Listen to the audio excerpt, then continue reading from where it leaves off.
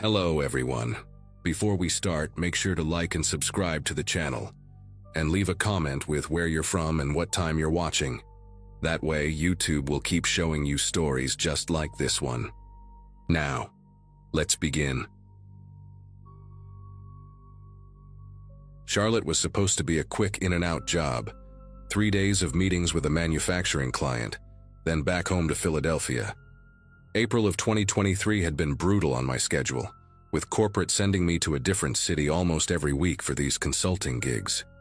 Most guys who graduated with me in 2012 were already deep into family life, coaching Little League and complaining about lawn care, while I was still memorizing hotel checkout times and living off expense reports. The Airbnb I found was suspiciously cheap for downtown, $62 a night when everything else hovered around $200. But my company capped reimbursements, and I had become an expert at finding deals that let me pocket the difference. The listing photos showed a modest third-floor apartment in an old brick building. Nothing special but functional. I pulled up around 9 that Wednesday night after fighting traffic from the airport, and the street was oddly quiet. Just a handful of parked cars and the dim glow of shops closing down. I grabbed my suitcase from the trunk, punched in the lockbox code, and climbed the narrow stairwell to Unit 3B without passing a single soul. The apartment smelled faintly of lemon cleaning spray, that artificial freshness hosts use to mask the reality of strangers cycling through every few days. Everything looked close enough to the photos, though clearly more worn. The hardwood floors had deep scratches near the doorways, the couch cushions held permanent impressions from countless bodies, and the kitchen appliances had that yellowed plastic look of things too old to be stylish but too functional to replace. Still, the bed was made with crisp white sheets, the bathroom had fresh towels, and the Wi-Fi connected on the first try. Good enough for my purposes. What drew my attention was the small balcony off the living room, just wide enough for 2 cheap plastic chairs and a neglected plant that had died months ago. I stepped outside to get some air after unpacking, and that is when I noticed the view. Directly across the street, maybe 40 feet away, sat an upscale jewelry store with tasteful window displays and security lights that cast a warm glow on cases full of watches and diamonds. Pretty spot for a cigarette if I still smoked, I thought. I stood there for a few minutes scrolling through work emails, admiring how the gems caught the light, then went inside and passed out from exhaustion without giving it another thought. Thursday came and went in a blur of conference rooms and handshakes. The client was demanding but reasonable, and by 6 in the evening I had wrapped up most of the critical discussions. I stopped at a Thai place a few blocks from the apartment, ate alone at the bar while watching a basketball game I did not care about, and made it back to the Airbnb around 8:30.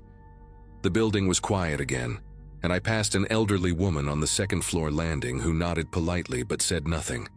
Once inside, I kicked off my shoes, loosened my tie, and decided to enjoy the balcony for a bit before diving into the report I needed to finish. The evening air was cool and pleasant, that perfect spring temperature where you do not need a jacket but appreciate long sleeves. I leaned against the railing, looking down at the street, watching a couple walk by holding hands, when something caught my eye. A small black shape tucked underneath the metal railing, almost invisible, unless you were standing at that exact angle. At first I thought it was a piece of electrical tape or some weatherproofing material, but when I crouched down to look closer, my throat tightened.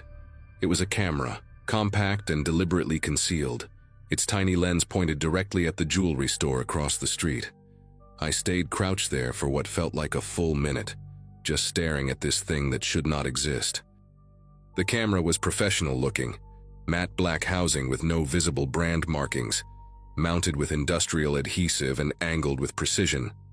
This was not some random security measure a paranoid landlord might install. It was pointed outward, not at the apartment entrance or the balcony itself. Someone had placed it there specifically to watch that jewelry store, and they had done it carefully enough that a casual guest would never notice. I stood up slowly, my mind racing through possibilities. Maybe the Airbnb host was some kind of private investigator? Maybe the police had set up surveillance and forgotten to remove it? Neither explanation made sense, but I desperately wanted one of them to be true. I pulled out my phone and took a few pictures of the camera from different angles, some instinct telling me I might need documentation later. Then I stepped back inside the apartment and locked the balcony door, suddenly very aware of how exposed those large windows made me feel. The jewelry store gleamed across the street, beautiful and oblivious, and I wondered what exactly I had stumbled into. I tried to convince myself I was overreacting. Maybe the previous tenant was a photography enthusiast who liked capturing street scenes. Maybe it was an old security setup the host forgot to mention. I paced around the living room for a few minutes, then decided I needed a glass of water to calm my nerves. The kitchen was small and cramped, just a narrow galley with barely enough counter space to prepare a sandwich. I opened the cabinet above the sink looking for a clean glass, found one, filled it from the tap. My hands were not steady. As I turned to set the glass down, I noticed one of the drawers beneath the counter was slightly ajar, maybe half an inch open. Normally, I would have ignored it, but something about the night had put me on edge, made me hyper-aware of every detail. I pulled the drawer open, expecting to find the usual junk. Takeout menus, a can opener, maybe some dead batteries. Instead, I found a folded city map, the kind you pick up for free at gas stations, worn at the creases like it had been opened and closed dozens of times. Beneath it sat a small spiral notebook with a black cover, the type students use for class notes. I should have closed that drawer and walked away. I should have minded my own business and gone to bed. But my fingers were already reaching for the map before my brain could stop them. The map unfolded to show downtown Charlotte, and my stomach turned to ice when I saw what someone had done to it. The jewelry store across the street was circled in red ink, not once, but at least 7 or 8 times, the circles layered on top of each other with obsessive intensity. Small X marks dotted the surrounding blocks, each one labeled with cryptic abbreviations I could not decipher. An arrow pointed to an alley behind the store with the words "Service Entrance," written in neat, careful handwriting. I set the map aside and opened the notebook with fingers that had gone numb. The first few pages contained what looked like a schedule, names I did not recognize paired with times and days of the week. Carla opens Mon Wed Fry, arrives 8:45, disarms 8:52. Another entry read, "Night security passes at 11:13, clockwork never varies." Page after page of detailed observations about the jewelry store's operations, employee habits, delivery schedules, alarm company response times. This was not a curious neighbor keeping casual notes.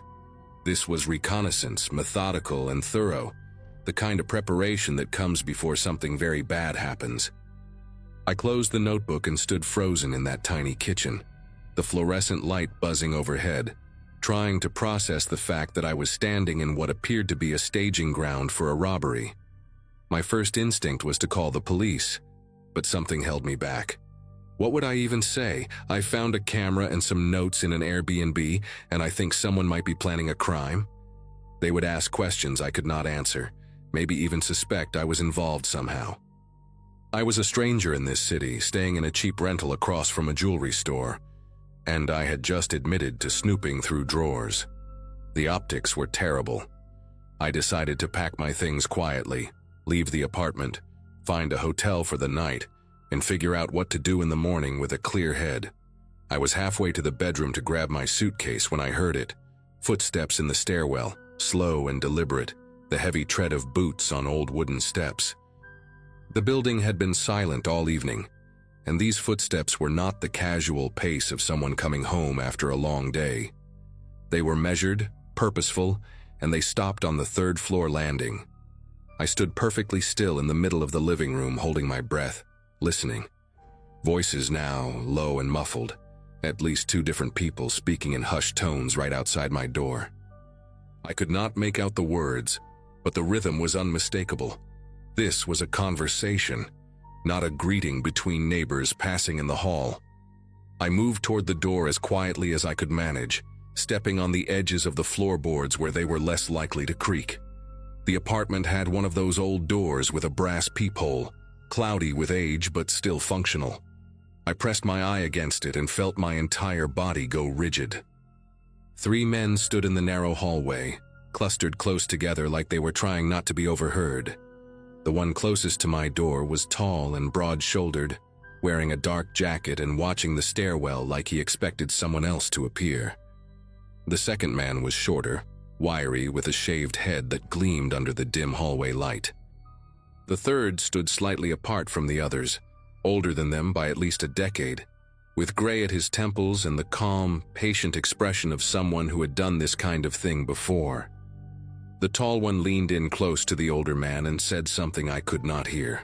The older man shook his head slowly, then replied in a voice just loud enough to reach me through the thin door. "Check if the renter saw the setup. If he touched the materials, we handle it tonight." The shaved head man reached for my doorknob, and I watched in horror as it began to turn. The deadbolt held. I had locked it out of habit when I came in, the way you do in unfamiliar places without even thinking. The knob twisted left, then right, then stopped. A pause. Someone muttered something about keys, and I heard the older man say, "Bobby has the spare. He is on his way up." I had seconds, maybe a minute at most. My mind went blank with panic, then snapped into survival mode with a clarity I did not know I possessed. The balcony. It was my only option. I moved fast but tried to stay silent, grabbing my phone and wallet from the kitchen counter, leaving everything else behind. The bedroom had a window that faced the same direction as the balcony, and I remembered seeing a fire escape during my brief exploration of the apartment. I slipped into the bedroom and eased the window open, wincing at the soft scrape of wood against wood. The fire escape was there, old and rusted but solid enough, dropping down to a narrow alley between buildings. Behind me, I heard new footsteps on the landing. Bobby with the spare key, I assumed, and the sound of metal sliding into a lock. I climbed out onto the fire escape and pulled the window mostly closed behind me, leaving it open just a crack so it would not latch and trap me if I needed to come back. Not that I planned to ever set foot in that apartment again. The fire escape shuddered under my weight as I descended, each step producing a metallic groan that sounded deafening in the quiet night. I forced myself to move slowly, gripping the railing with white knuckles, terrified that the noise would alert the men now entering the apartment above me. Second floor, first floor, then a ladder that dropped the final 10 feet into the alley. I hung from the bottom rung and let go, landing hard on concrete and feeling the impact shoot through my ankles. The alley was dark and narrow, lined with dumpsters and the back entrances of businesses that had closed hours ago. I could hear muffled sounds from above, footsteps moving through the apartment, a door slamming, someone shouting something I could not make out. They had discovered I was gone. I ran. Not jogged, not walked quickly, but ran with everything I had toward the strip of light at the end of the alley where it opened onto a main street. My dress shoes slapped against wet pavement, my lungs burned, and I did not look back once. I burst onto the sidewalk and nearly collided with a woman walking her dog, who gave me a startled look as I mumbled an apology and kept moving. 2 blocks later, I found a busy sports bar with a crowd of people visible through the windows, and I pushed through the door like a drowning man reaching for a life raft. I found a booth in the back corner, slid in with my back against the wall, and tried to steady my breathing while a waitress asked if I wanted anything. I ordered a beer. I had no intention of drinking, just to have a reason to stay. My hands were trembling so badly I could barely unlock my phone, but I managed to pull up the photos I had taken of the camera on the balcony. Evidence. I had evidence. I called 911 and told the dispatcher everything: the hidden camera, the map with the jewelry store circled, the notebook full of schedules, the 3 men who had come to the apartment, what I heard them say through the door. The dispatcher kept me on the line while she sent units to the building, asking me to describe everything again. Slower this time. 20 minutes later, 2 officers found me at the bar and escorted me to their cruiser. They drove me back to the block where the Airbnb was located, but we did not go inside. Instead, we parked across the street and I watched from the back seat as more police arrived. Then detectives in unmarked cars, Then a van I later learned belonged to a task force that had been investigating a string of high-end jewelry heists across 3 states. The officers asked me questions for over an hour, taking notes, recording my statement, examining the photos on my phone. One of them told me I was lucky, that these guys were professionals, that people who stumbled onto operations like this usually did not get the chance to run. The investigation took months to unfold, but I only learned the details much later through news reports and a single follow-up call from a detective named Reyes. The apartment had been rented under a fake identity, paid for with prepaid cards that were nearly impossible to trace. The 3 men I saw were part of a crew responsible for at least 4 other robberies, all targeting high-end jewelry stores in mid-sized cities across the Southeast. They would rent apartments with good sight lines, spend weeks documenting patterns and security protocols, then execute precise smash-and-grab operations that lasted under 3 minutes. The night I fled, they had apparently been there to retrieve their surveillance equipment and finalize their plan. The robbery was scheduled for that weekend. My accidental discovery forced them to abandon the job and scatter.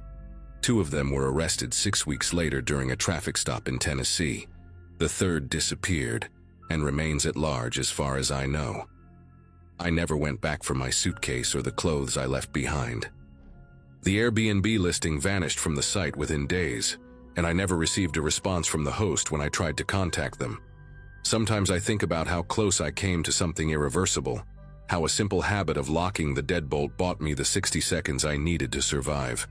I still travel for work, still book cheap rentals in unfamiliar cities, but now I check every drawer, every corner, every angle of every room before I unpack. And I always sleep with a chair wedged under the doorknob.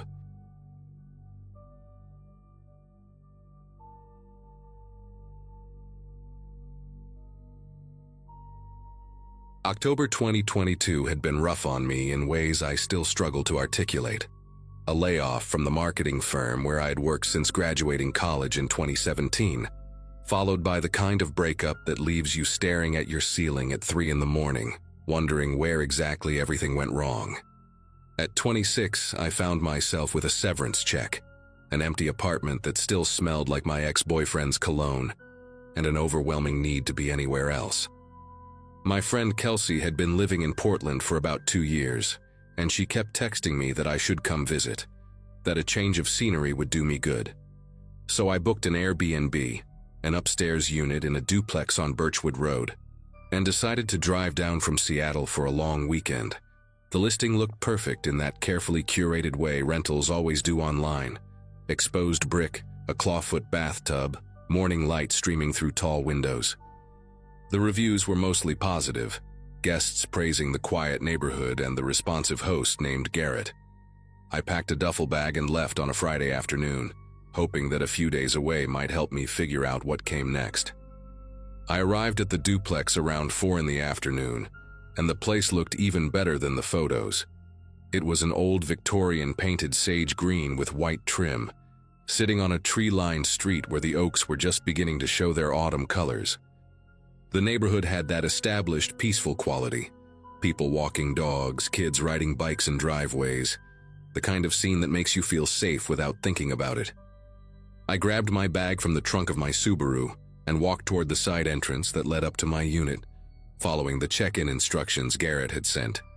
That was when the front door of the downstairs unit swung open with enough force to rattle the frame. A man stepped out onto the porch, late 50s, maybe early 60s, with thinning gray hair and hollow cheeks that made his eyes look too large for his face. He wore a flannel shirt buttoned wrong, one side hanging lower than the other, and his gaze fixed on me with an intensity that stopped me cold in the middle of the walkway. Before I could say hello or offer any kind of greeting, he jabbed a trembling finger toward my face and spoke in a voice thick with accusation. "You came back to finish what you started, didn't you?" I stood there for a moment, completely caught off guard, my duffel bag hanging awkwardly from my shoulder. My first instinct was to laugh, because surely this had to be some kind of mistake or maybe even a weird joke. "I'm sorry," I managed to say, keeping my voice light and friendly. "I think you might have me confused with someone else. I just got here. I'm renting the upstairs unit for the weekend."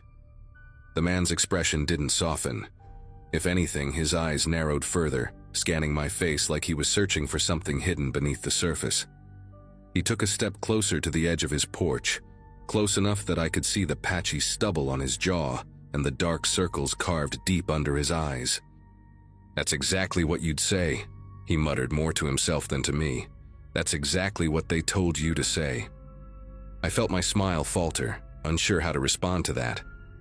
After an uncomfortable silence that stretched on for what felt like a full minute, he finally turned and retreated back inside, slamming his door hard enough to make the porch railing vibrate. I stood frozen on the walkway for another few seconds, trying to process what had just happened. Then I shook it off and headed up the exterior staircase to my unit, telling myself that every neighborhood has its eccentric characters. Maybe he had dementia, or maybe he was just having a bad day. People say strange things sometimes. It doesn't always mean something sinister. The upstairs apartment was exactly as advertised. Clean, bright, with that exposed brick wall and the beautiful clawfoot tub I had seen in the photos. I dropped my bag on the bed and texted Kelsey that I had arrived safely, then spent the next hour unpacking and settling in.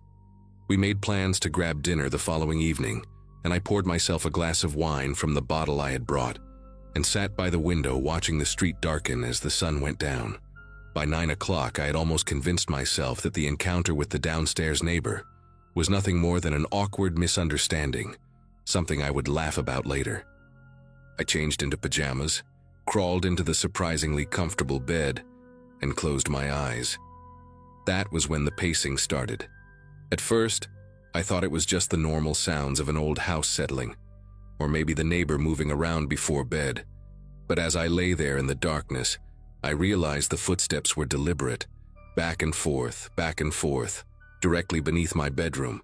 The floorboards in these old Victorians are thin, and I could track his movement with unsettling precision. He would walk from one end of what I assumed was his living room to the other, pause for a few seconds, then turn and walk back, over and over again, like a caged animal. I checked my phone. It was almost 11. I told myself he was probably just an insomniac, maybe anxious about something, and that he would settle down eventually. But then I started to hear his voice. It was muffled through the floor, impossible to make out complete sentences, but the rhythm of it was clear. He was talking to himself, or maybe to someone who wasn't there. I pressed my ear closer to the mattress, straining to listen, and caught fragments that made my chest tighten. "They sent her again, and she thinks I don't know," and something that sounded horribly like, "This time I'll be ready." I barely slept that night.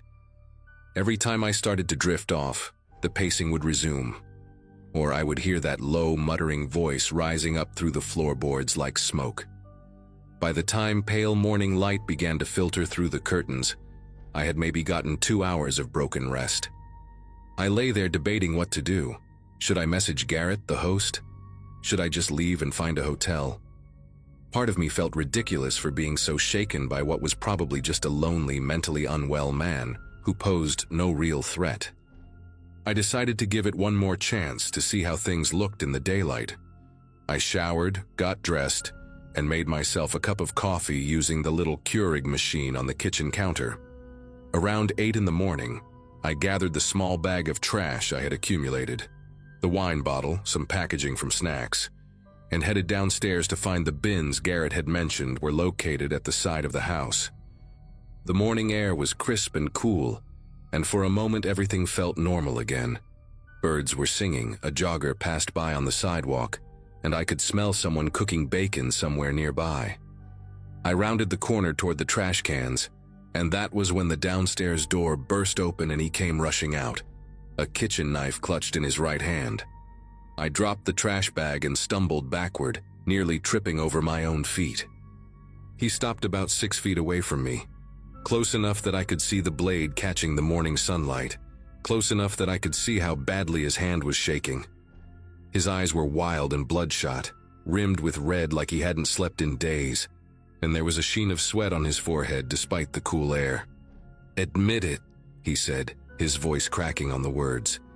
Admit who hired you. I know you're one of them. I know they sent you to watch me, to report back. Who is it? The government? My ex-wife? Just tell me the truth and maybe we can work something out. I held my hands up slowly, palms facing him, trying to keep my breathing steady even though my heart was slamming against my ribs so hard I thought I might pass out. I don't know what you're talking about, I said, forcing my voice to stay calm. My name is Whitney. I'm just here for the weekend. I've never seen you before in my life, I swear to God.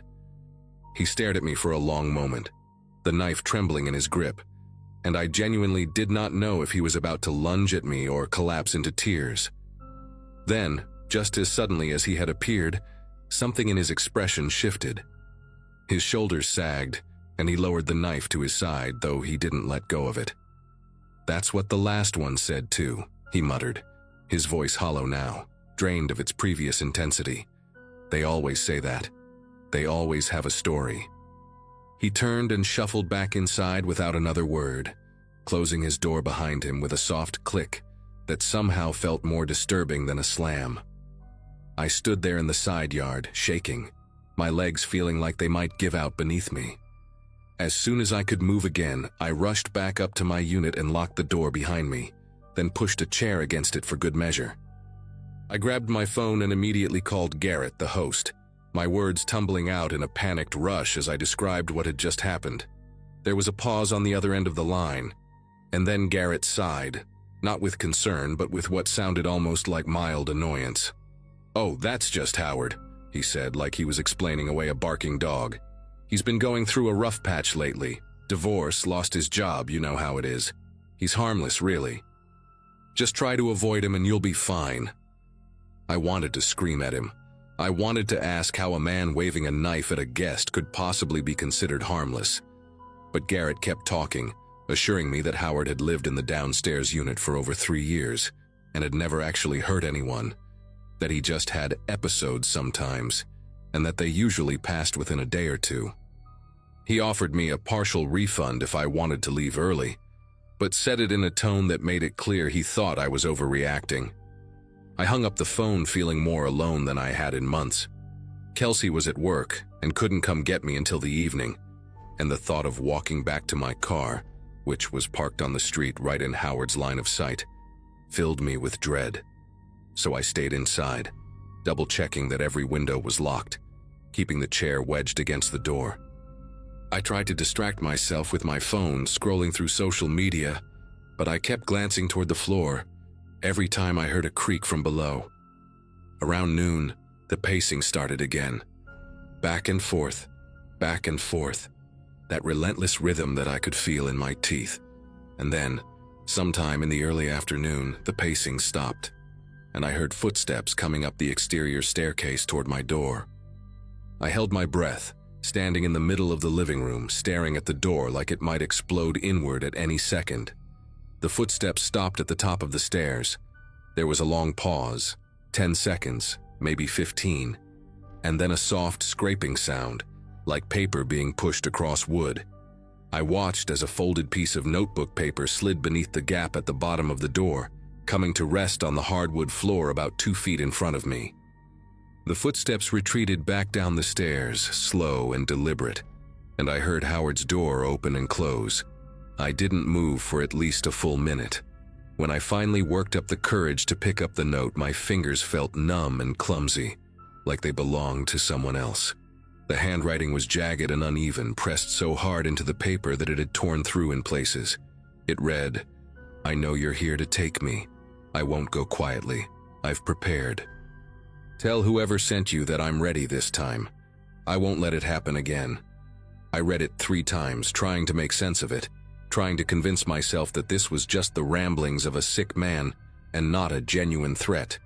But the words "I've prepared" kept echoing in my head, and I thought about that knife in his hand and I knew I had to get out of there. I started shoving my clothes back into my duffel bag, not bothering to fold anything, just cramming it all in as fast as I could. My car keys were on the kitchen counter, and I grabbed them, clutching them so tight the metal teeth dug into my palm. I called Kelsey while I packed, and she picked up on the second ring. "I need you to stay on the phone with me," I said, my voice coming out shakier than I wanted. "I'm leaving right now and I need someone to know what's happening in case something goes wrong."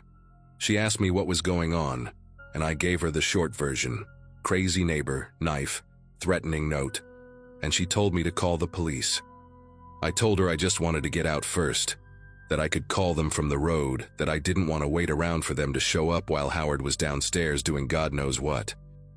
I zipped up my bag, slung it over my shoulder, and moved the chair away from the door. My plan was simple: get down the stairs as fast as possible, sprint to my car, and drive away without looking back. I took a deep breath, unlocked the deadbolt, and pulled the door open. That was when I heard the downstairs door slam open with a bang that echoed through the whole building. Heavy footsteps pounded up the wooden staircase, fast and furious, shaking the entire structure with each step. I didn't think, I just reacted. I slammed my door shut and threw the deadbolt, then shoved the chair back against it with all my strength. Kelsey was screaming my name through the phone, asking what was happening, and I couldn't even answer her because the footsteps had reached the top of the stairs, and now someone was pounding on my door so hard the hinges were rattling. "I know what you're doing." Howard's voice tore through the wood, raw and ragged and completely unhinged. "You're not taking me. You hear me? I won't let you take me like you took the others." I backed away from the door until I hit the far wall, my phone pressed to my ear, and I finally managed to choke out the words, "Call 911, Kelsey.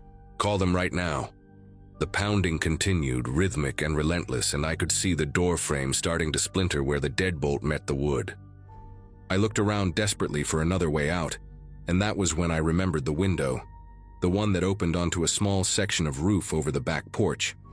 I ran to it, shoved it open, and climbed out onto the slanted shingles just as I heard the door finally give way behind me. The roof was steeper than it looked, and the shingles were slick with morning dew. I half crawled, half slid toward the edge, my duffel bag still somehow hanging from my shoulder, my phone clutched in my other hand. Behind me, I could hear Howard crashing through the apartment, knocking things over, screaming about conspiracies and surveillance and people coming to take him away. I reached the edge of the roof and looked down. It was maybe a 10-foot drop to the grass below, maybe less. I didn't let myself think about it. I tossed my bag down first, then lowered myself over the edge, hung by my fingertips for a second, and let go. I hit the ground hard, pain shooting through my ankles, but I was up and running before I even registered it. I sprinted around the side of the house toward my car, fumbling with my keys, not daring to look back. I could hear Howard somewhere behind me now, his voice carrying through the morning air, still ranting about them and the network, and how he wouldn't be taken alive. I reached my Subaru, ripped the door open, threw myself inside and locked it. My hands were trembling so badly it took me 3 tries to get the key in the ignition. When the engine finally roared to life, I peeled away from the curb without even checking for traffic, and I didn't stop driving until I was 3 miles away, parked in the lot of a grocery store, sobbing so hard I could barely breathe. The police found Howard inside the upstairs unit, sitting on the floor of the living room with the knife still in his hand. He didn't resist when they arrested him. Kelsey had called 911 the moment she heard the door break down, and the officers arrived within 8 minutes, an eternity when you're running for your life, but fast enough that he didn't have time to flee. I gave my statement from the grocery store parking lot, still shaking, still crying, and a detective called me later that evening to fill in the gaps. Apparently, Howard had been in and out of psychiatric facilities for years. He suffered from severe paranoid schizophrenia, and he had stopped taking his medication about 2 months before I arrived. Garrett, the host, knew about his condition, but thought he could manage the situation because Howard had been stable for a while. The detective told me I was lucky, that Howard had made similar accusations against a previous guest 6 months earlier, a woman who had cut her stay short after he followed her to her car. No charges were filed that time because she just wanted to forget it happened. I still think about that sometimes, about how close I came to being another story that got swept under the rug. I left a detailed review on the Airbnb listing, warning other travelers, and reported Garrett to the platform. The listing was taken down a few weeks later. I never went back to Portland, and even now, 2 years later, I still check the locks twice before bed. I still flinch when I hear footsteps on stairs. Some fears, once they find you, never really let go.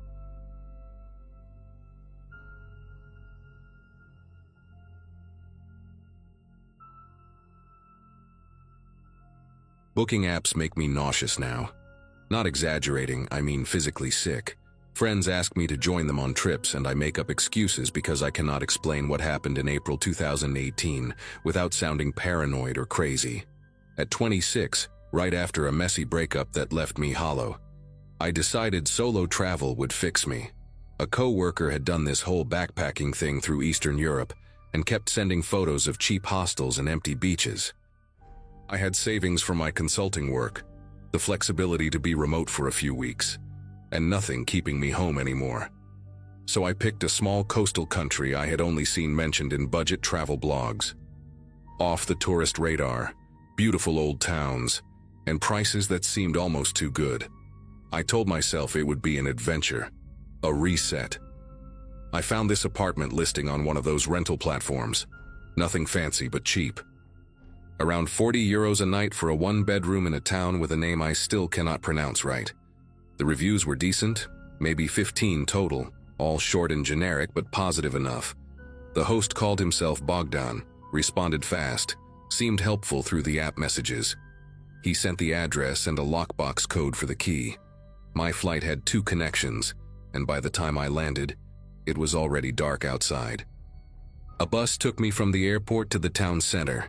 Then I walked maybe 20 minutes dragging my suitcase over uneven cobblestone, using my phone GPS to navigate. The building looked old, 5 or 6 stories, with a heavy wooden door that groaned when I pushed it. Inside, the stairwell reeked of cigarette smoke mixed with something damp, and the lights operated on a timer that clicked off every 30 seconds, leaving me standing blind between floors while I scrambled to find the next switch. The apartment was on the 4th floor.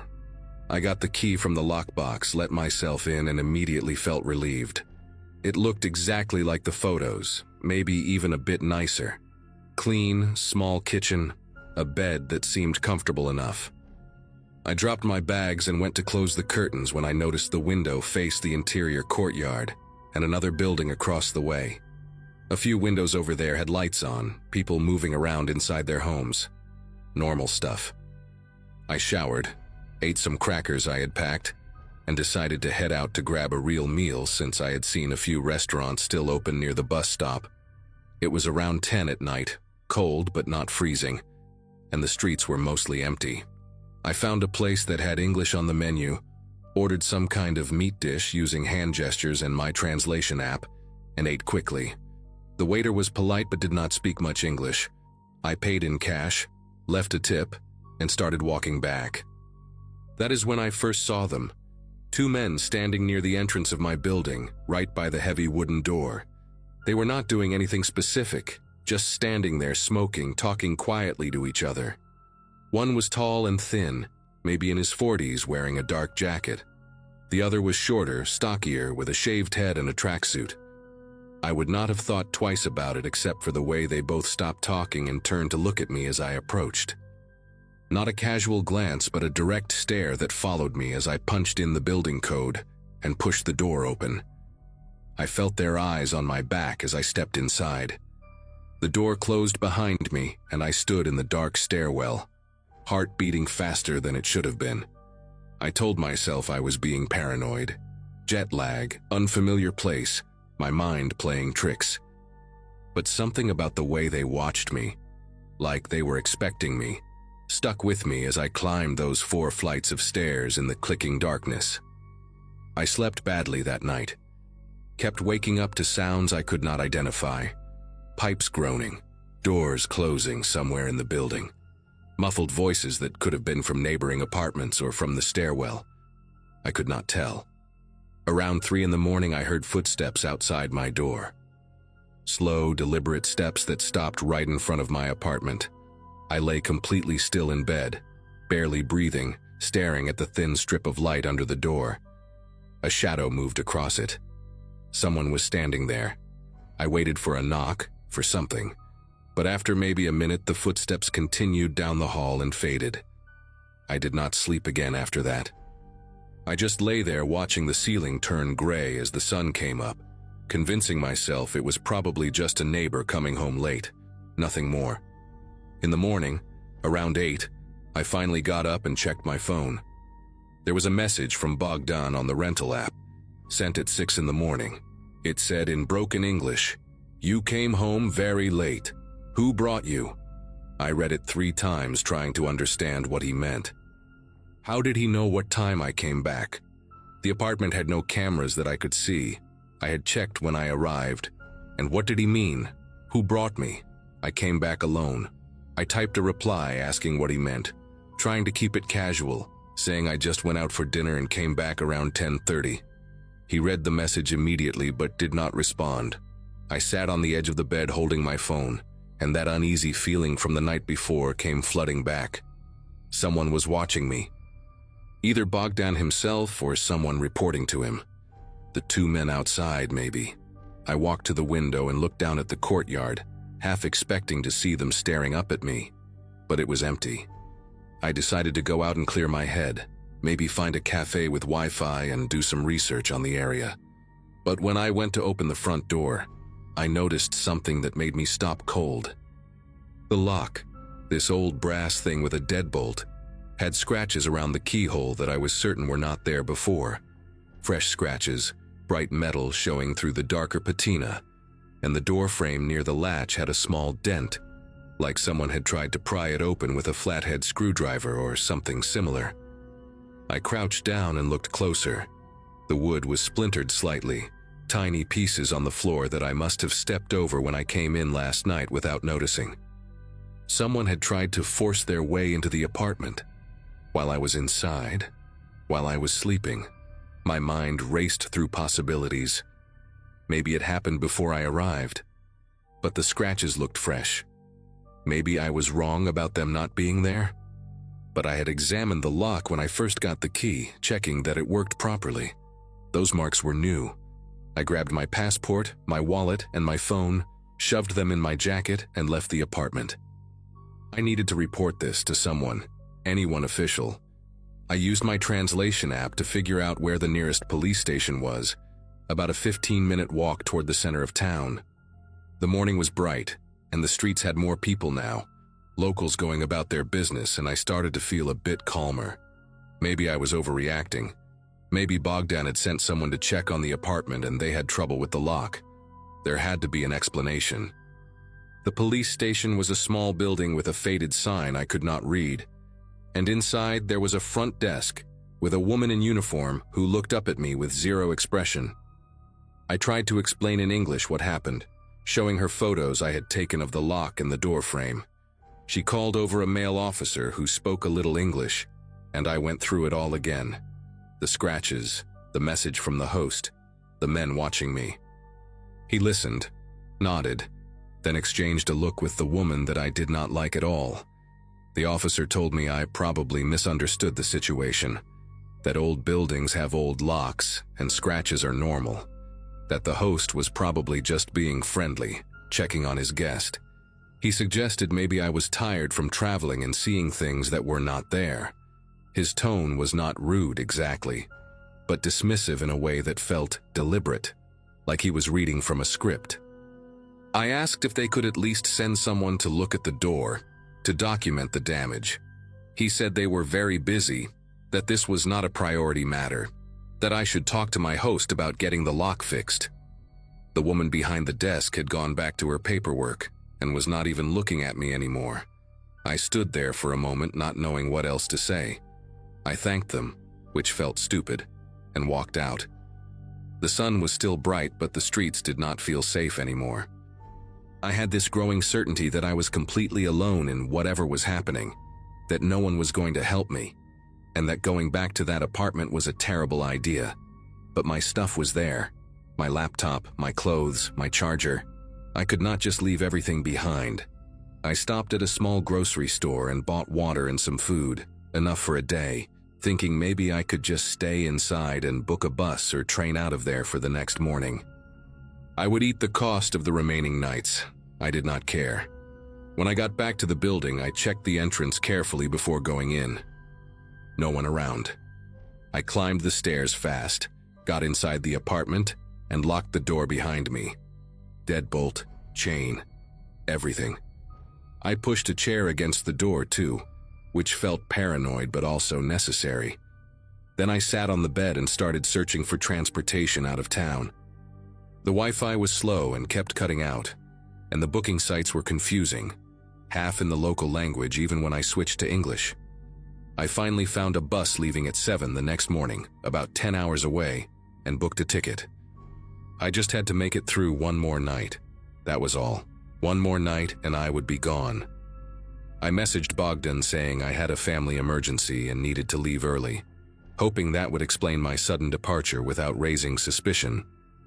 He read it, but again did not reply. Around 4 in the afternoon, someone knocked on the door. 3 firm knocks, official sounding. I stayed quiet, not moving from the bed. Then a voice, a man speaking in accented English. He said he was police, that he needed to verify my documents, routine check for foreign visitors. My first thought was relief. Maybe the station had sent someone after all. But then I remembered the officer saying they were too busy, that it was not a priority. I got up slowly and looked through the peephole. A man in a dark uniform stood in the hallway, but something was wrong. The uniform did not look like what the officers at the station were wearing. Different color, no visible badge. He knocked again and repeated himself, saying he needed my passport for verification, that it would only take a minute. I asked him to slide his identification under the door. There was a pause. Then he said it was not necessary, that I should just open the door and this would be quick. His tone had changed, harder now, impatient. I told him I would call the station to confirm. Another pause, longer this time. Then footsteps, walking away. I watched through the peephole until he disappeared down the stairs. My hands were trembling as I grabbed my phone and tried to find the number for the police station. But when I finally got through, the woman who answered did not understand my English, and I could not make the translation app work fast enough. I gave up after a few minutes of useless back and forth. An hour later, maybe a bit more, I got a message from Bogdan. This time he wrote that I owed additional fees, something about local tourist taxes that were not included in the original booking. He said it was €200 and that someone would come to collect it this evening. I knew it was fake. I had researched the area before booking and there were no such fees, nothing like that amount anyway. I typed back saying I had already paid everything through the app and would not be paying anything else. He responded immediately this time. Just one line. Better you pay. Easier for everyone. I stared at those words for a long time. It was not a suggestion. It was a threat. I looked around the small apartment, at the chair still pushed against the door, at the window facing the courtyard, at my suitcase half packed on the floor. The sun was starting to go down and the room was getting darker. I thought about calling the embassy, but I did not even know if there was one in this country, or how long it would take them to do anything. I thought about just grabbing my bag and running to the bus station, spending the night there if I had to. But the bus did not leave until 7 in the morning, and I did not know if the station was even open overnight or safe to stay in. Around 9 that night they came. I heard them before I saw anything, footsteps on the stairs, more than one person, and then they stopped outside my door. A soft knock, almost polite, then a voice I recognized, the same accent as the fake officer but different, rougher. He said my name, pronounced it wrong but close enough. Said they were there to collect what I owed, that I should open the door and we could sort this out like adults. I did not answer, did not move. Another knock, harder this time. Then the second voice, the one I had not heard before, said something in their language to the first guy. I heard what sounded like metal touching metal near the lock. They were trying to get in.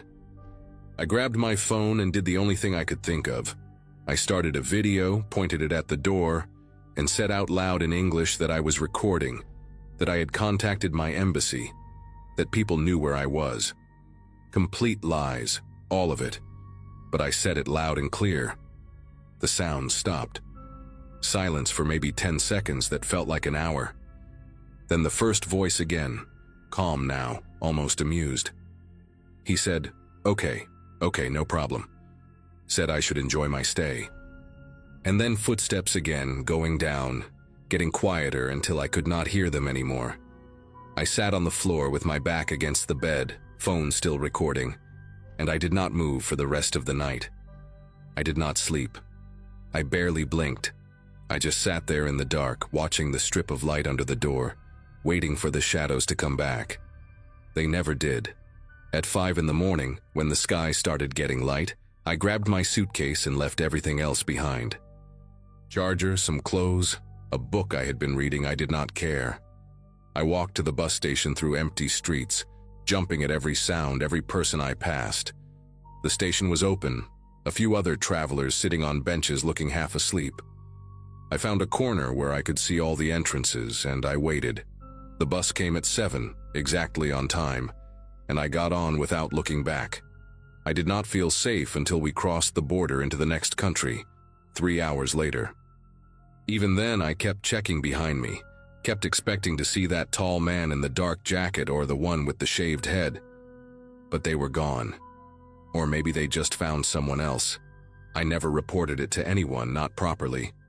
Who would I report it to? The police were useless or complicit. The rental app sent me a generic response when I complained. Something about investigating the matter, and the listing stayed up for months after. I checked. Bogdan even left me a review, 1 star, saying I was a difficult guest who left without paying what I owed. I did not respond. I just deleted my account and tried to forget any of it happened. But I still think about those footsteps stopping outside my door. I still hear that voice saying my name, and I still wonder what would have happened if I had opened it.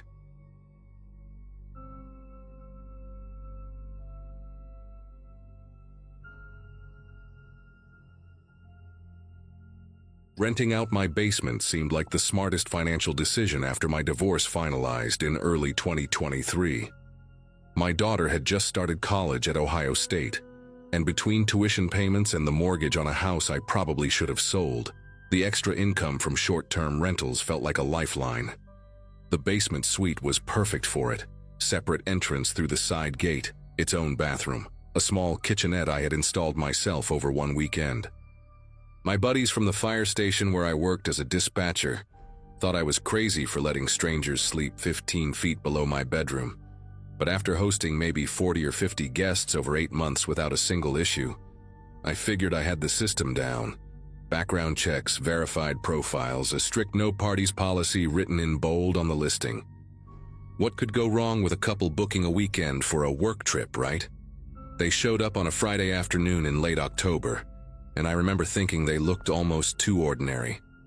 The man introduced himself as Craig, mid-40s maybe, with a firm handshake and the kind of forgettable face you see in insurance commercials. The woman beside him, Tamara, she said, barely made eye contact, just smiled politely while clutching a leather overnight bag against her chest like it contained something precious. They drove a silver Nissan Altima with Kentucky plates. Nothing flashy, nothing suspicious. I gave them the standard tour, showed them how to work the thermostat, pointed out the fire extinguisher under the sink because old habits die hard. Craig asked about the neighborhood, whether it was quiet at night, and I told him this was the most boring street in Columbus. Nothing ever happened here. He laughed at that, this short little chuckle that seemed genuine enough at the time. I handed over the keys and told them to enjoy their stay, then went upstairs to heat up leftover pasta and watch the Buckeyes lose another game. If I had paid closer attention to the way Tamara kept glancing at the windows, measuring them with her eyes, maybe I would have seen what was coming. Friday night passed without incident. I heard them moving around down there, normal sounds, footsteps, the TV mumbling through the floorboards, water running through the pipes. Saturday morning I left early for a 12-hour shift at the station, and when I came back around 11 that night, the house was dark and quiet. I figured they had gone to bed early, maybe tired from whatever work thing brought them to town. I made myself a sandwich, answered a few texts from my daughter complaining about her roommate, and crashed hard. It was around 2 in the morning when the thumping woke me up. Not loud exactly, but rhythmic, like someone was moving furniture or dragging something heavy across the basement floor. I lay there for a few minutes, staring at the ceiling, telling myself it was nothing.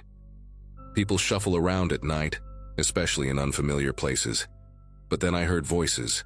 Not just 2 voices, but several, layered on top of each other, a low hum of conversation punctuated by occasional laughter. I sat up in bed and checked my phone, half expecting a message from Craig apologizing for having a friend over. Nothing. I pulled on sweatpants and walked to the back of the house where I had installed a small security monitor that showed feeds from 3 cameras: front porch, backyard, and the side gate that led to the basement entrance. The front porch was empty, just my truck parked in the driveway under the streetlight. The backyard showed nothing but shadows and the old swing set my daughter used to love. But the side gate camera made me sit down on the edge of my bed and just stare. There were people streaming through one after another, at least a dozen that I counted in the span of 2 minutes. Men and women, some carrying bags, some carrying nothing, all of them disappearing around the corner toward the basement door.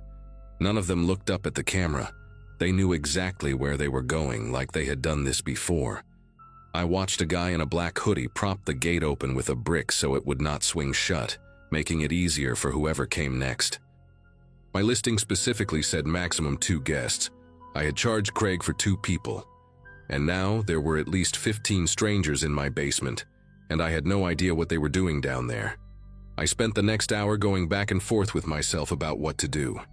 Part of me wanted to march down there and demand everyone leave, but another part, the part that had worked emergency dispatch long enough to hear how quickly situations turn violent, told me to wait until morning. These were not college kids throwing a house party. The people I saw on that camera moved with purpose, silent and organized. Around 3:30, the thumping stopped, and the voices faded to nothing. I finally fell into a shallow sleep with my phone clutched in my hand, the security app still open.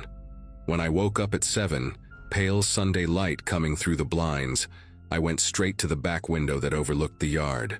What I saw made me grab the windowsill just to steady myself. The grass was covered in trash. Beer bottles, plastic cups, fast food wrappers scattered everywhere like confetti after a parade. But that was not the worst part.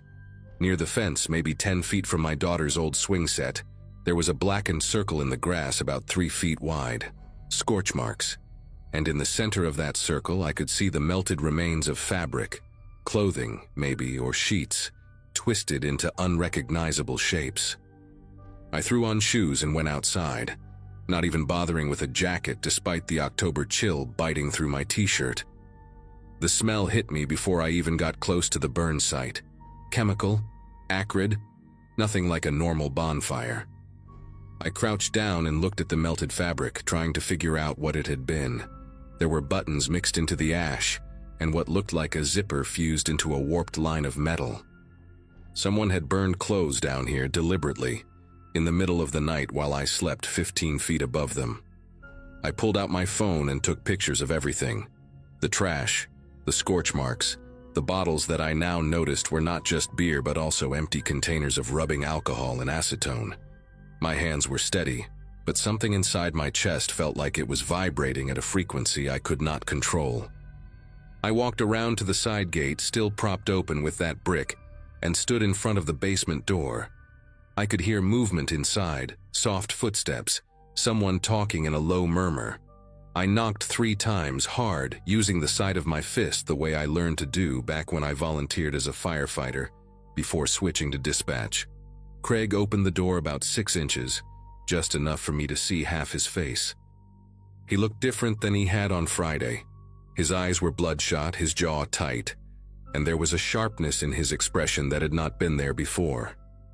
Behind him, I caught a glimpse of Tamara sitting on the edge of the bed, and next to her stood a man I had never seen, heavy-set with a shaved head and tattoos crawling up his neck. The smell coming from inside was wrong, a mix of sweat and something chemical that reminded me of the burn pile in the yard.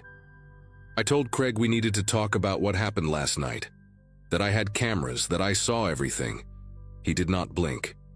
He just stared at me with this flat, empty expression and said that whatever I thought I saw, I should forget about it.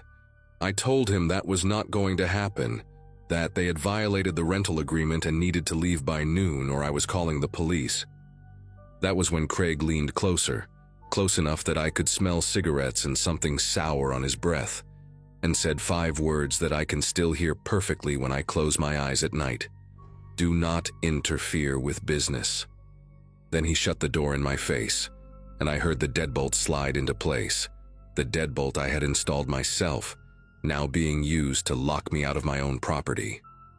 I went back upstairs and called the police non-emergency line, figuring this was a civil matter, an eviction situation at worst.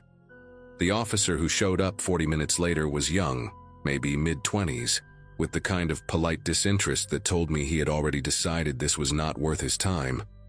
I showed him the pictures on my phone, walked him around to see the burn site and the trash, explained about the cameras and the crowd of people I had seen entering in the middle of the night. He nodded along, took a few notes, then knocked on the basement door himself. Craig answered with a completely different demeanor, friendly, apologetic, laughing about how they had invited a few friends over and things got a little out of hand. He called it a party dispute, a misunderstanding between neighbors, said they would clean up the yard and be out by checkout time tomorrow. The officer looked at me like I was the one causing problems. He told me that since they had a valid rental agreement through Monday morning, there was not much he could do unless I had evidence of a crime.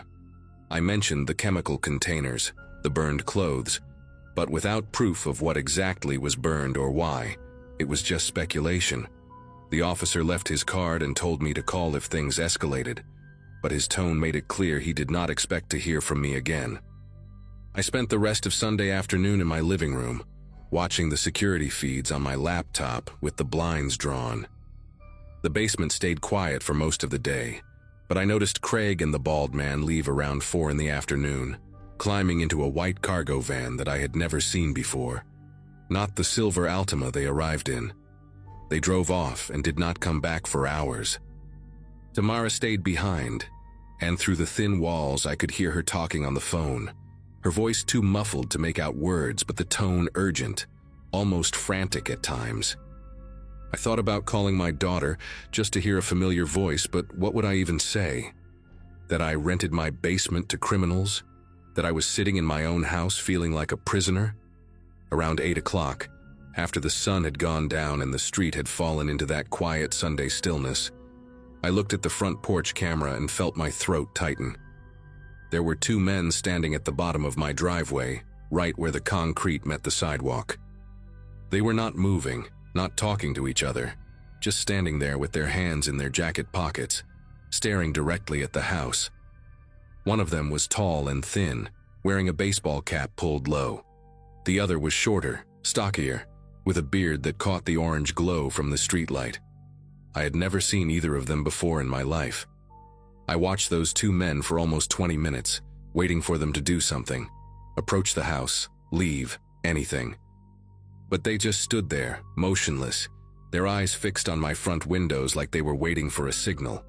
I turned off all the lights inside, moving through my own home in the dark like an intruder, and positioned myself near the window where I could see them without being seen.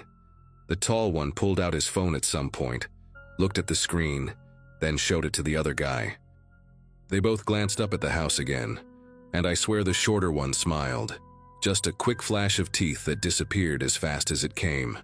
Then, as if they had received some invisible command, they both turned and walked away down the sidewalk, disappearing into the shadows between streetlights.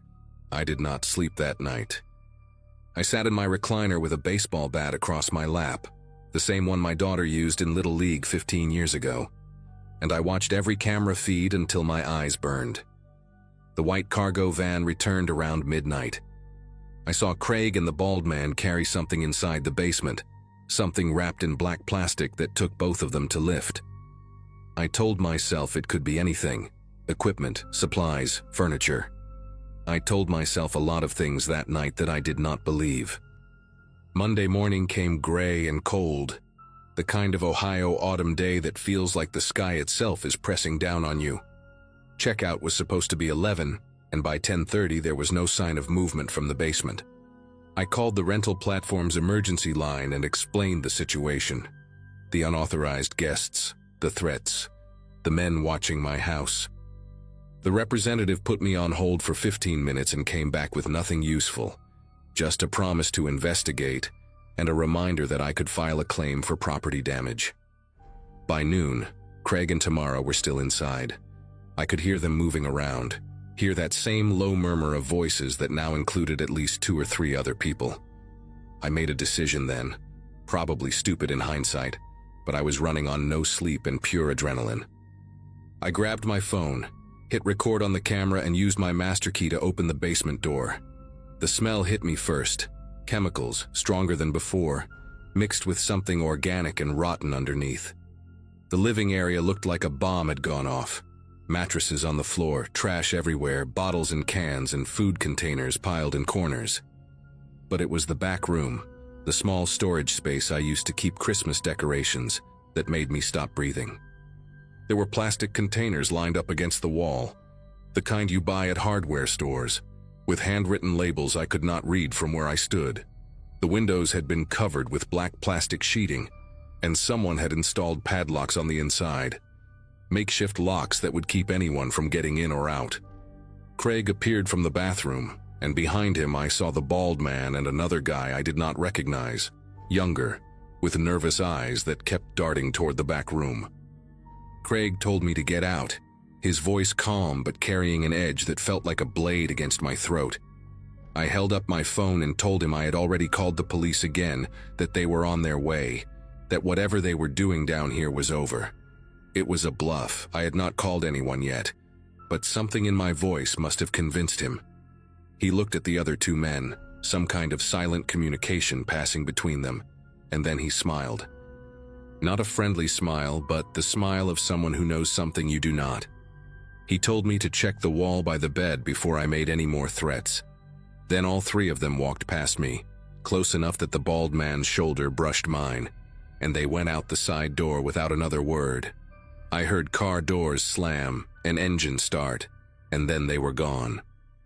I stood there in that destroyed basement, my phone still recording, and I walked over to the wall Craig had mentioned.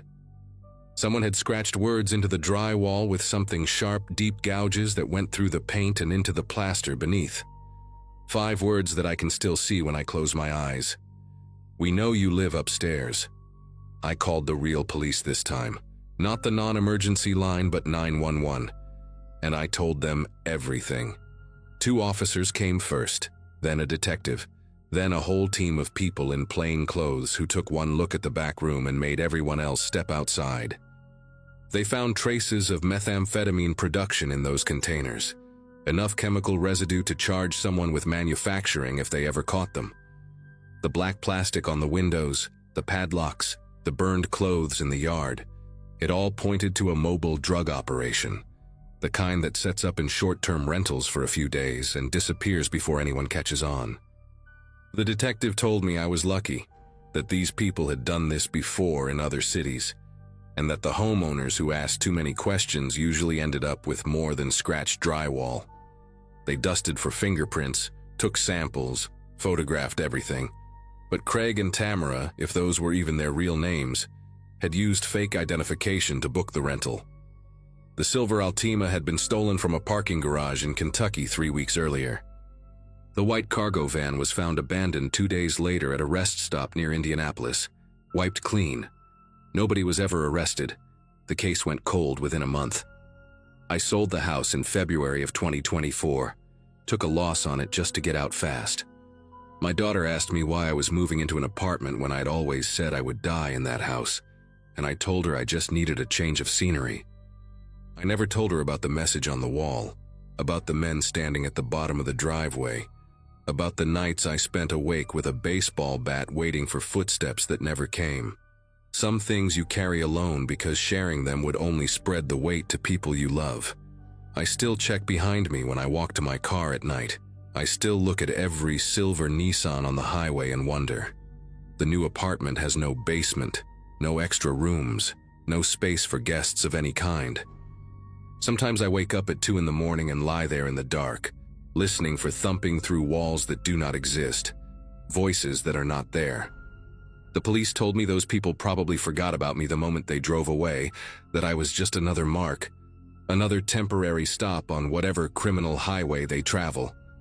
Maybe that is true, but I remember the way Craig smiled before he left, the way he told me to check the wall like he was giving me a gift. They wanted me to find that message. They wanted me to know that even in my own home, I was never really alone. And some nights, when the apartment is too quiet and the shadows stretch too long, I still do not feel alone. And that is the part that keeps me awake.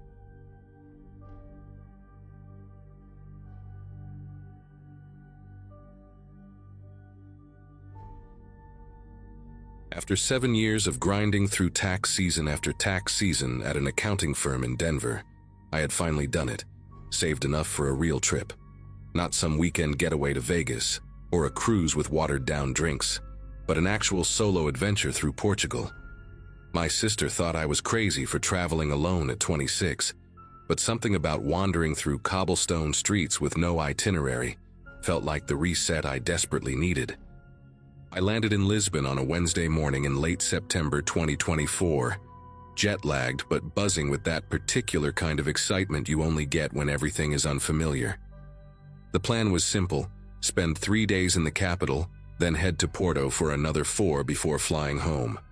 I had booked accommodations through Airbnb, choosing places that looked authentic rather than touristy. For Porto, I found what seemed like a steal: a private room inside a 19th century townhouse in the Ribeira district, hosted by a man named Gaspar who had dozens of 5-star reviews praising his hospitality and local recommendations. When I arrived at the address on that Sunday afternoon, the house exceeded my expectations in ways that made me giddy. It sat on a narrow street that wound up from the Douro River, its blue and white azulejo tiles gleaming in the autumn sun. Gaspar greeted me at the heavy wooden door with a warm handshake and a smile that crinkled the corners of his eyes. He was perhaps in his early 60s, with thick gray hair combed back, and a neatly trimmed beard that gave him an almost grandfatherly appearance. His English was broken but enthusiastic, peppered with Portuguese phrases he would then translate with exaggerated hand gestures. He insisted on carrying my suitcase up the creaking staircase, pointing out family photographs on the walls: his late wife, his daughter who lived in Brazil, his grandchildren he saw only on video calls. The room itself was charming: high ceilings with exposed wooden beams, a wrought iron bed covered in crisp white linens, and a window that overlooked a tiny courtyard filled with potted lemon trees. He handed me an ornate brass key and then, almost as an afterthought, mentioned he would keep a spare in the kitchen drawer, just for safety, in case I ever locked myself out. The first 2 days passed like a dream. I wandered through the Livraria Lello, ate francesinha at a tiny restaurant where the owner kissed my cheeks like I was family, and watched the sunset paint the Douro River in shades of copper and rose. Gaspar was attentive in a way I initially found endearing. He would ask about my plans each morning over coffee, recommending hidden gems and warning me about pickpockets near the train station. But by the second evening, his questions became more specific. Where exactly was I going? What time would I return? Had I told anyone back home about staying here? I brushed it off as cultural difference, maybe even loneliness from an old man whose family lived an ocean away. When I mentioned I was meeting a group from my hostel in Lisbon for dinner, he frowned slightly and said it was dangerous for a woman to walk alone after dark. He offered to wait up for me, to make sure I got home safe. I thanked him, but declined, laughing nervously as I grabbed my jacket and headed out into the cool evening air. That night I came back earlier than expected, around 9:30 instead of 11, because one of the girls in the group had gotten food poisoning and everyone decided to call it an early night. The narrow street was quiet except for a television flickering blue through a neighbor's window. I unlocked the front door as quietly as I could, not wanting to disturb Gaspar if he had already gone to bed. But as I climbed the stairs, I heard footsteps above me, quick and shuffling, followed by the distinct creak of my bedroom door. My heart began pounding against my ribs as I reached the landing. There, standing in my doorway with my backpack clutched against his chest, was Gaspar. For a moment, neither of us moved. His expression shifted through several emotions: surprise, something that looked almost like fear, and then a smile that spread too slowly across his face. He explained, his voice overly casual, that he had noticed my window was not closing properly and wanted to check on it before the rain came. He set my backpack down on the bed, patted it twice like it was a sleeping pet, and wished me a good night before shuffling past me down the hallway. I stood there for what felt like minutes, my pulse thundering in my ears, trying to convince myself that I had misread the situation entirely. I barely slept that night. Every creak of the old house made me jolt awake, and I found myself staring at the gap beneath my door, watching for shadows. I had pushed the heavy wooden dresser in front of it before getting into bed, telling myself I was being paranoid, that Gaspar was just an odd but harmless old man. But when morning light finally crept through the curtains, I checked my backpack and found everything seemingly in place: my passport, my wallet, my emergency cash hidden in a zippered pocket inside my toiletry bag. Nothing was missing. I almost laughed at myself, at the dramatic American girl who watched too many true crime documentaries. I decided I would stay the remaining 2 nights as planned, but keep my distance from Gaspar, spend more time out of the house, maybe even find a cafe with Wi-Fi where I could work on editing the hundreds of photos cluttering my phone. I grabbed my phone from the nightstand to check my messages, and that was when I noticed it. The small tray on the side of the device was slightly ajar, and when I pulled it open, the slot was empty. My SIM card, my only connection to calling and texting without Wi-Fi, was sitting neatly on the wooden desk across the room, propped against the base of a ceramic lamp like someone had placed it there deliberately for me to find. My mind raced through explanations that made sense. Maybe I had taken it out myself and forgotten. Maybe it had fallen out somehow and Gaspar had found it on the floor and placed it there for me. But I knew neither of those things was true. I remembered using my phone to text my sister right before falling asleep. Remembered the little green bubble confirming the message had sent. Someone had removed that SIM card while I slept, while the dresser blocked the door, which meant they had either moved the furniture without waking me, or they had come through another way. I walked to the window and examined the latch.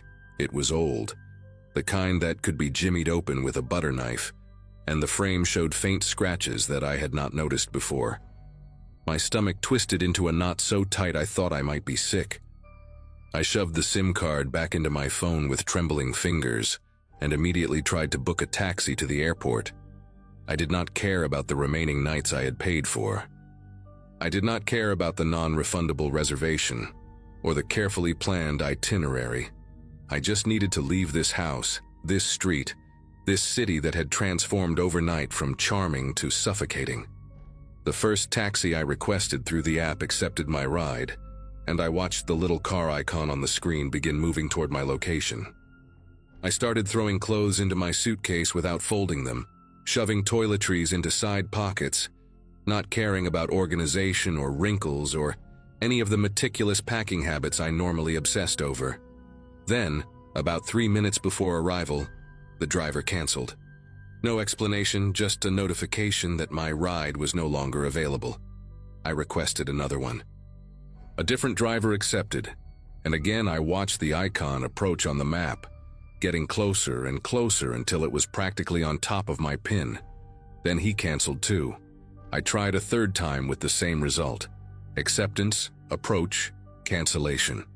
On the fourth attempt, I watched the car actually turn onto my street, pause for nearly a minute, and then make a sharp U-turn before the cancellation notification appeared. I stood at my window looking down at the narrow road, my suitcase zipped and waiting by the door, and I saw the white sedan disappear around the corner like it was fleeing from something. I switched to a different taxi app, one of the local Portuguese services I had downloaded as a backup. The first driver who accepted sent me a message almost immediately. "This address? You are sure?"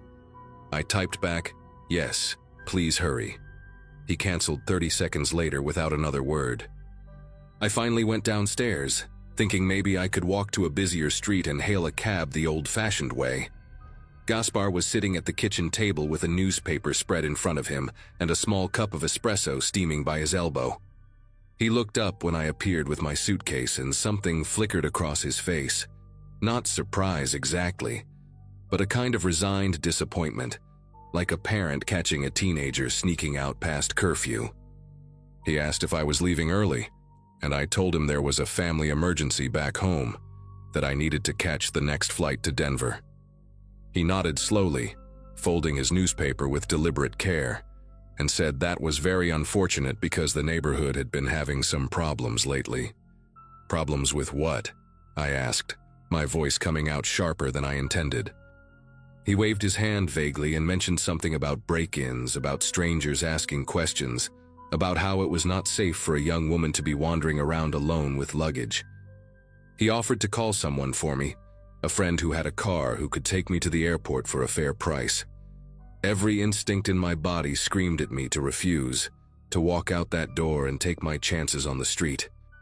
But the memory of those 4 taxi drivers canceling, of that white sedan fleeing like my address was cursed, made me hesitate just long enough for Gaspar to pick up his phone and dial. He spoke in rapid Portuguese, too fast for me to catch more than a few words. Americana, aeroporto, agora. When he hung up, he smiled and told me his friend would arrive in about an hour, that I should relax and have some tea while I waited. An hour felt like an eternity, but what choice did I have? I sat in the living room with my suitcase beside me like a loyal dog, declining the tea he offered 3 separate times. Gaspar settled into an armchair across from me and watched a football match on a small television mounted in the corner, though I noticed his eyes kept drifting toward me, toward the front door, toward the window facing the street. The afternoon light began to fade, and the hours stretched into 2. I asked about his friend, and he assured me he was coming, that Porto traffic was terrible, that I should be patient. By the time the sun dipped below the terracotta rooftops, I knew no one was coming to take me to the airport. I stood up and announced I was going to walk to the main road and find my own transportation. Gaspar rose from his chair faster than I would have thought possible for a man his age, positioning himself between me and the door, with his hands raised in a gesture that was probably meant to be calming, but felt like a wall. Outside, dogs had begun barking. Not just 1 or 2, but what sounded like every dog in the neighborhood, a chorus of frantic yelping that rose and fell in waves. I moved to the window and pulled back the lace curtain, and what I saw made my breath catch in my throat. 2 cars were parked on the narrow street below, both dark sedans with their engines running, exhaust puffing white in the cooling evening air. I could see silhouettes inside, 2 people in the front car, at least 3 in the back one. But their features were obscured by the fading light and the tinted windows. They were not moving, not getting out, just waiting.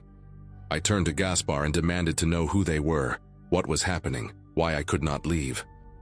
He looked at me with an expression I will never forget, a mixture of pity and fear that seemed genuine, that made him look suddenly very old and very tired. He shuffled toward the staircase and gestured for me to follow him back to my room. When I refused, he leaned in close enough that I could smell the coffee on his breath and the faint mustiness of his wool sweater. His voice dropped to barely above a whisper as he said the words that still echo in my nightmares. You cannot leave tonight. People are asking about you. I grabbed his arm and demanded answers. Who was asking? What did they want? What had he done? Gaspar pulled away and sank into a chair like a man defeated by something far larger than himself.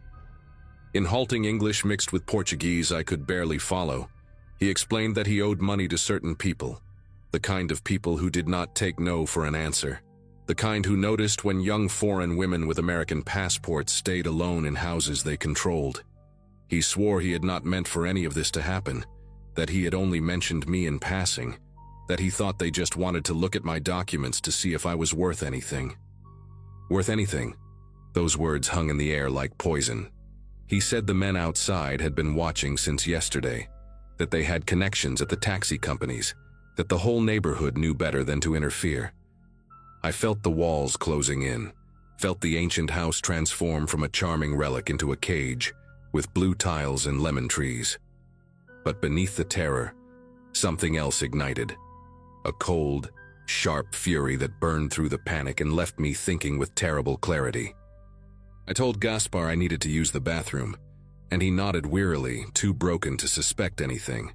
I locked myself in the small washroom off the kitchen, pulled out my phone, and connected to his Wi-Fi. My fingers flew across the screen as I opened every app I could think of. I messaged the American Embassy emergency line on Facebook. I emailed the consulate with my location and a desperate plea for help. I posted in a travel safety group with my exact address and a photo of the street I had taken days earlier. And I sent my sister a voice message explaining everything in case it was the last thing she ever heard from me. Then I did something that probably saved my life. I found the local Porto police emergency contact online and sent them a WhatsApp message with my passport photo, my location pin, and a frantic explanation that I was being held against my will by people who wanted to traffic me. I did not know if they would respond, did not know if WhatsApp was even a legitimate way to contact law enforcement, but I had nothing left to lose. I stayed in that bathroom for nearly 40 minutes, refreshing my messages, listening to the muffled sounds of Gaspar pacing in the kitchen and the dogs still barking outside. And then, like a miracle, I heard sirens.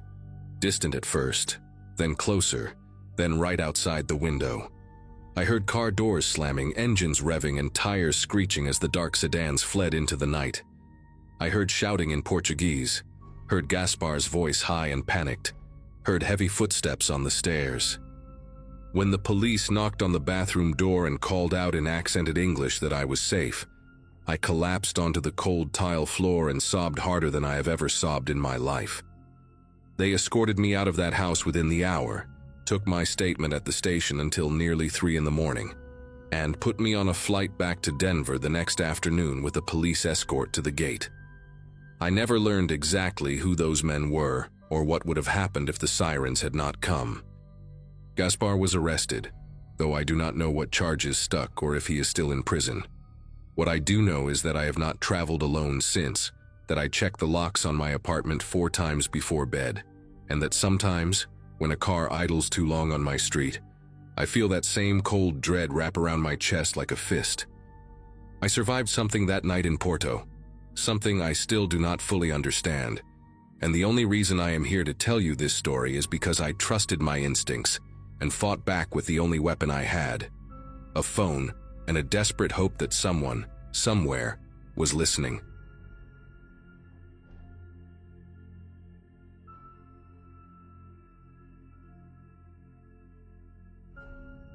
My company sent me to Austin for a software training conference back in March of 2018. 4 days, all expenses paid, which sounded great until I saw the hotel options they approved. $60 a night in downtown Austin gets you a room that smells like cigarette smoke and desperation. So I did what most people my age do now, and booked a rental apartment instead. Found a nice-looking place about 6 blocks from the convention center. Modern building, great reviews, hosted by a guy named Craig who had over 200 5-star ratings.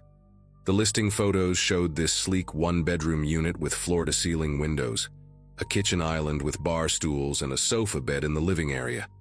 $90 a night, way better than the motel options. I messaged Craig a few questions about check-in. He responded within minutes, super friendly. Seemed like a solid choice. My girlfriend even joked that she wished she could come along because the place looked nicer than our actual apartment back in Columbus. I got to Austin around 3 in the afternoon after a connecting flight through Dallas. Craig had set up one of those keypad locks, so I just punched in the code he texted me and let myself in. The apartment looked exactly like the photos, which is always a relief with these rentals. Clean, modern, that generic IKEA furniture vibe, but in a good way. Big windows overlooking a courtyard, decent natural light. I dropped my suitcase in the bedroom, checked out the bathroom, opened the fridge to see if there was anything inside. Standard stuff, a few condiment packets, bottled water, A welcome note on the counter with the Wi-Fi password and some restaurant recommendations. I remember thinking this was going to be a smooth trip. I had the rest of the afternoon free before the conference started the next morning, so I figured I would grab dinner somewhere nearby, maybe walk around a bit.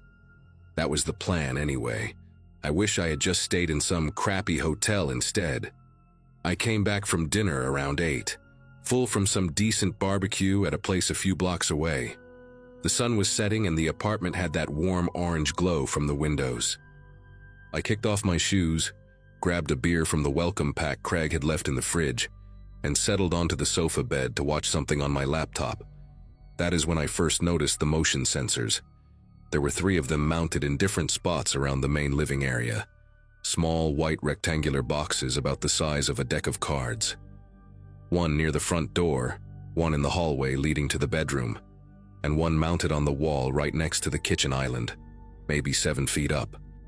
I figured they were part of the security system, the kind that triggers an alarm if someone breaks in. The listing had mentioned the building had good security features, so I did not think much of it. But I remember glancing at the one near the kitchen and noticing its little LED light was blinking green every few seconds. The other 2 had solid red lights, no blinking. I thought maybe it was a different model or something. Did not give it more than a passing thought. Around 11, I was getting ready for bed when the power in the apartment flickered. Just for a second, lights went out and came back on. Probably nothing unusual for an older building, except this place was supposed to be recently renovated. I was standing in the kitchen getting a glass of water when I noticed the motion sensor near the island again. The power had just flickered off, but that green light was still blinking. Same rhythm, same interval. That struck me as weird because if the power cut out, even for a second, should not the sensor reset or go dark? I stood there watching it for maybe 30 seconds, and it just kept doing its thing. Blink, pause, blink, pause. I walked over to the one by the front door and its red light had gone solid again after the flicker, like it had rebooted. Same with the hallway one. But the kitchen sensor kept blinking like nothing had happened. I am not a paranoid person by nature, but something about that inconsistency got stuck in my head. I told myself it was probably just a battery backup or a different brand. I went to bed, but I kept thinking about that blinking light in the dark. The next morning I woke up early, around 6, even though my first session at the conference was not until 9. I made coffee using the little machine on the counter and found myself staring at that sensor again. In the daylight, I could see it more clearly. It looked newer than the other 2. The plastic was shinier, less dusty. The other sensors had that slightly yellowed look that white electronics get after a couple years. This one looked like it had been installed recently. I pulled one of the bar stools over and climbed up to get a closer look. The sensor by the front door had a small logo on it, some security company brand I did not recognize, and a serial number sticker. The hallway one had the same, but the kitchen one was different. No logo, no serial number, just a plain white casing with a tiny dark circle in the center that I had not noticed before. I remember my heart started beating a little faster when I saw that circle. It was maybe the size of a pencil eraser, slightly recessed into the plastic. I told myself it was probably just a light sensor or an infrared detector. Motion sensors have those, right? But why would this one look so different from the others? I got down from the stool and grabbed my phone. I typed the brand name from the other sensors into a search and found the security company website. They made basic home security equipment, motion detectors, door alarms, that kind of stuff. I looked at their product catalog and found models that matched the sensors by the door and hallway perfectly. Then I searched for one that matched the kitchen unit. Nothing. Not a single product on their site looked like that plain white box with the little dark circle. I went back to the listing page for the apartment and read through the description again. Craig had written that the unit featured a smart security system with motion detection. I scrolled through the photos and found one shot of the living room from an angle that showed the kitchen area. I zoomed in as much as my phone would let me.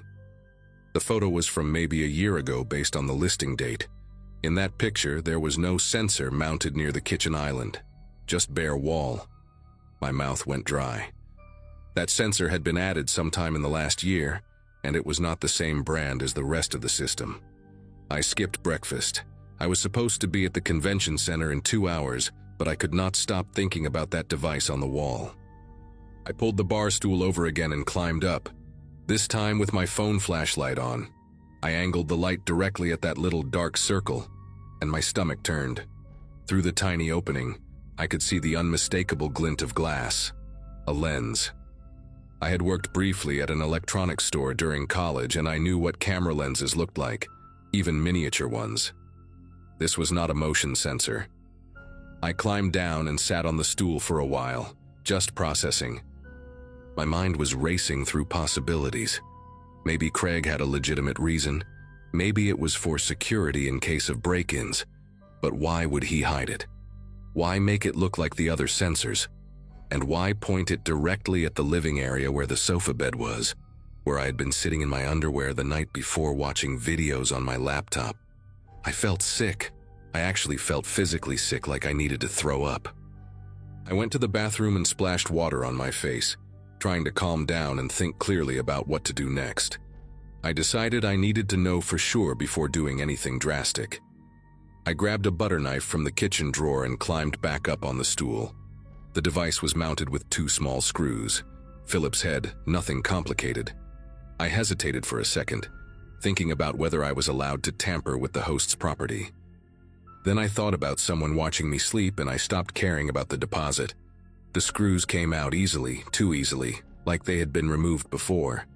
The device popped off the wall and I held it in my hands. It was light, maybe a few ounces. I turned it over and found a small label on the back with a model number and a brand name I recognized immediately: Nanny Cam Pro.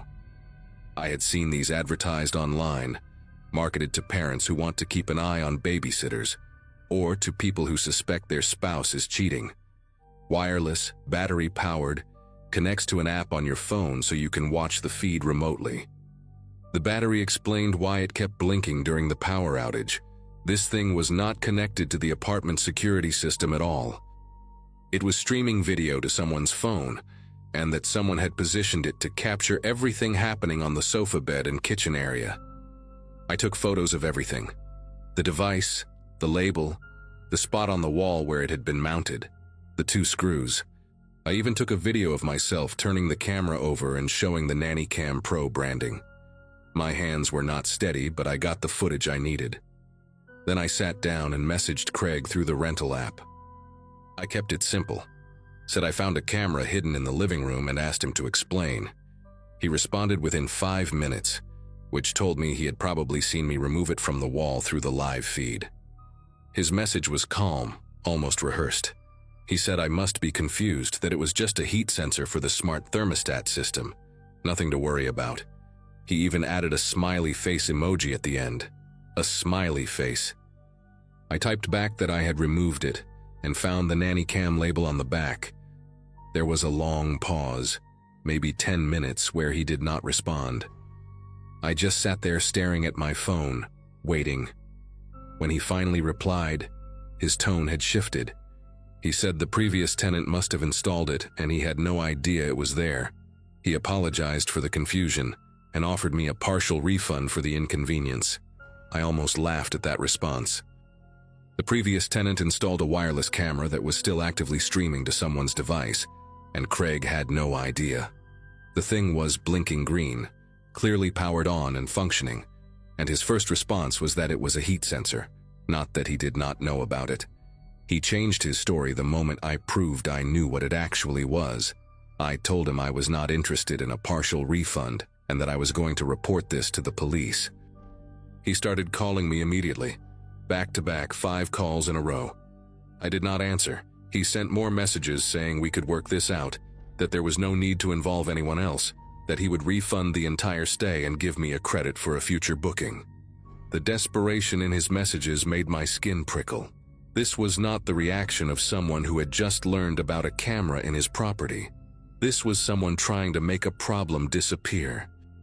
I blocked his number on my phone and called the Austin Police Department non-emergency line. The woman who answered sounded tired, but she perked up when I explained what I had found.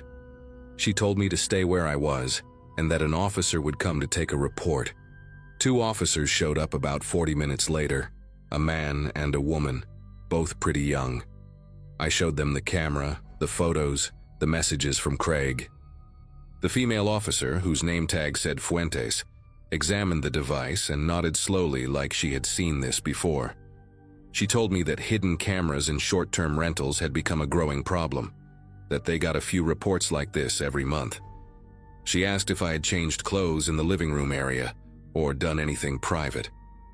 I thought about the night before, how I had stripped down to my boxers because the apartment was warm, how I had video called my girlfriend before bed while sitting on the sofa. My face must have gone pale because Officer Fuentes put her hand on my shoulder and told me they would take this seriously. They confiscated the camera as evidence and took my statement. The male officer made some calls and found out that Craig owned 3 other rental units in the Austin area. 3 other apartments where he could have done the same thing. They told me I should find somewhere else to stay for the rest of my trip and that a detective would follow up with me in the coming days. I packed my bag in about 4 minutes and got out of there. I ended up at a chain hotel near the airport, $70 a night, ugly carpet and all.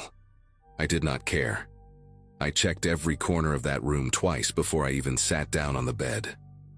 The detective called me 2 weeks later, after I was already back home in Columbus. She told me they had executed a search warrant on Craig's residence and found external hard drives containing footage from multiple properties going back almost 2 years.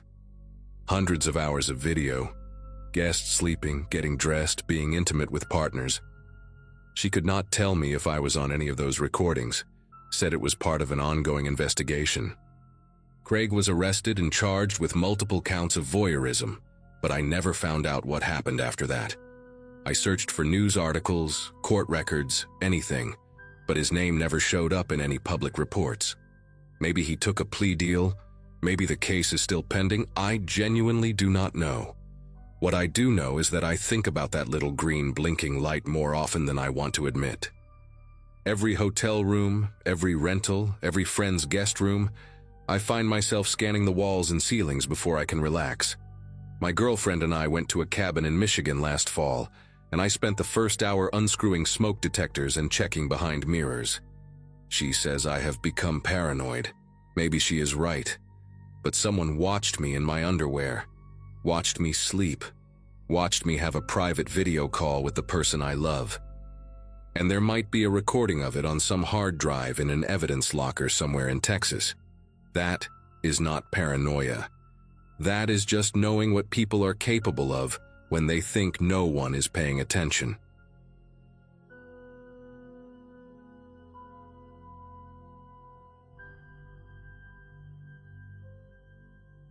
A bag full of camera gear and a deadline to meet had pushed me to book a last-minute stay at a restored carriage house attached to an old estate.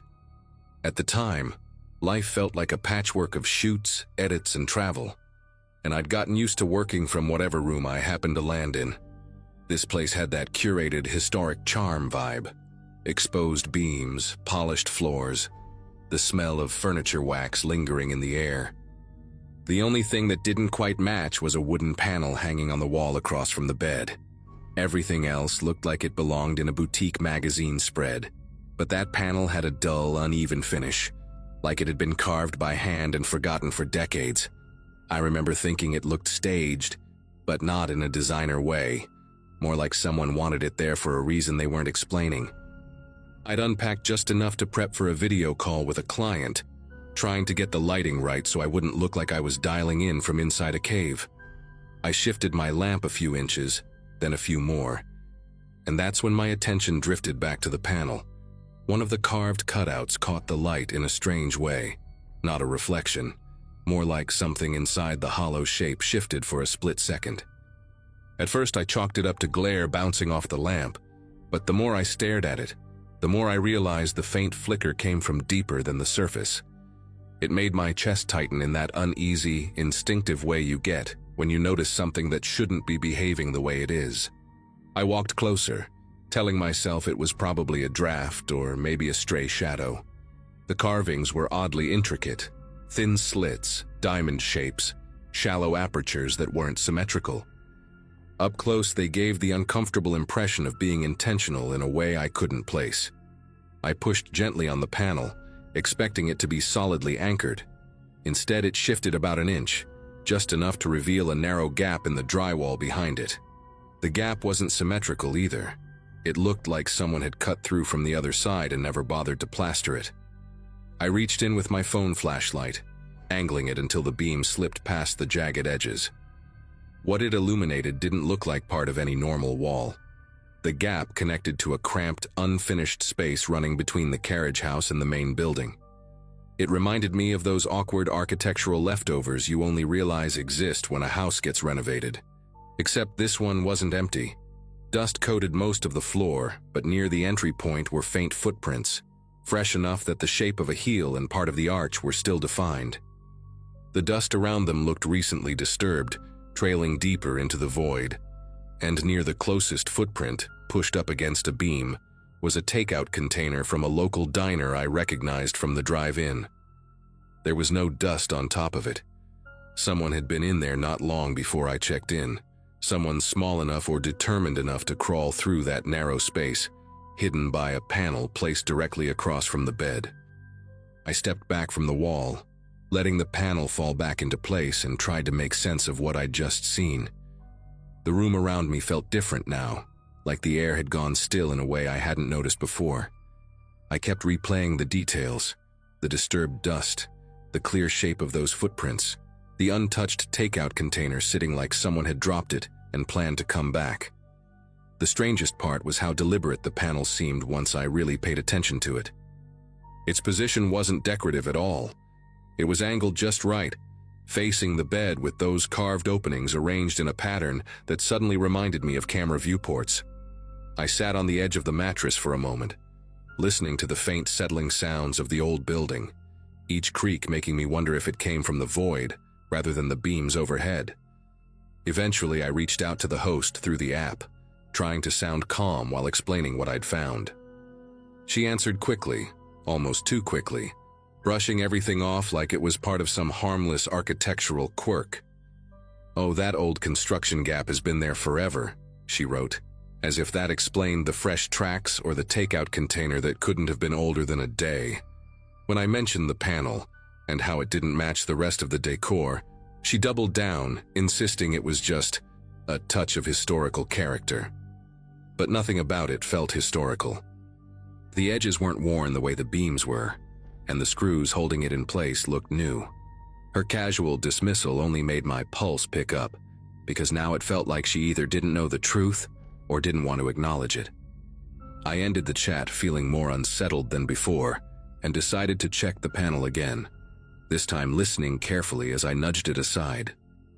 The gap wasn't wide enough to climb through, but the space beyond extended far enough that someone could definitely move around in it. I angled my phone light deeper into the void, sweeping it slowly across the exposed joists and insulation.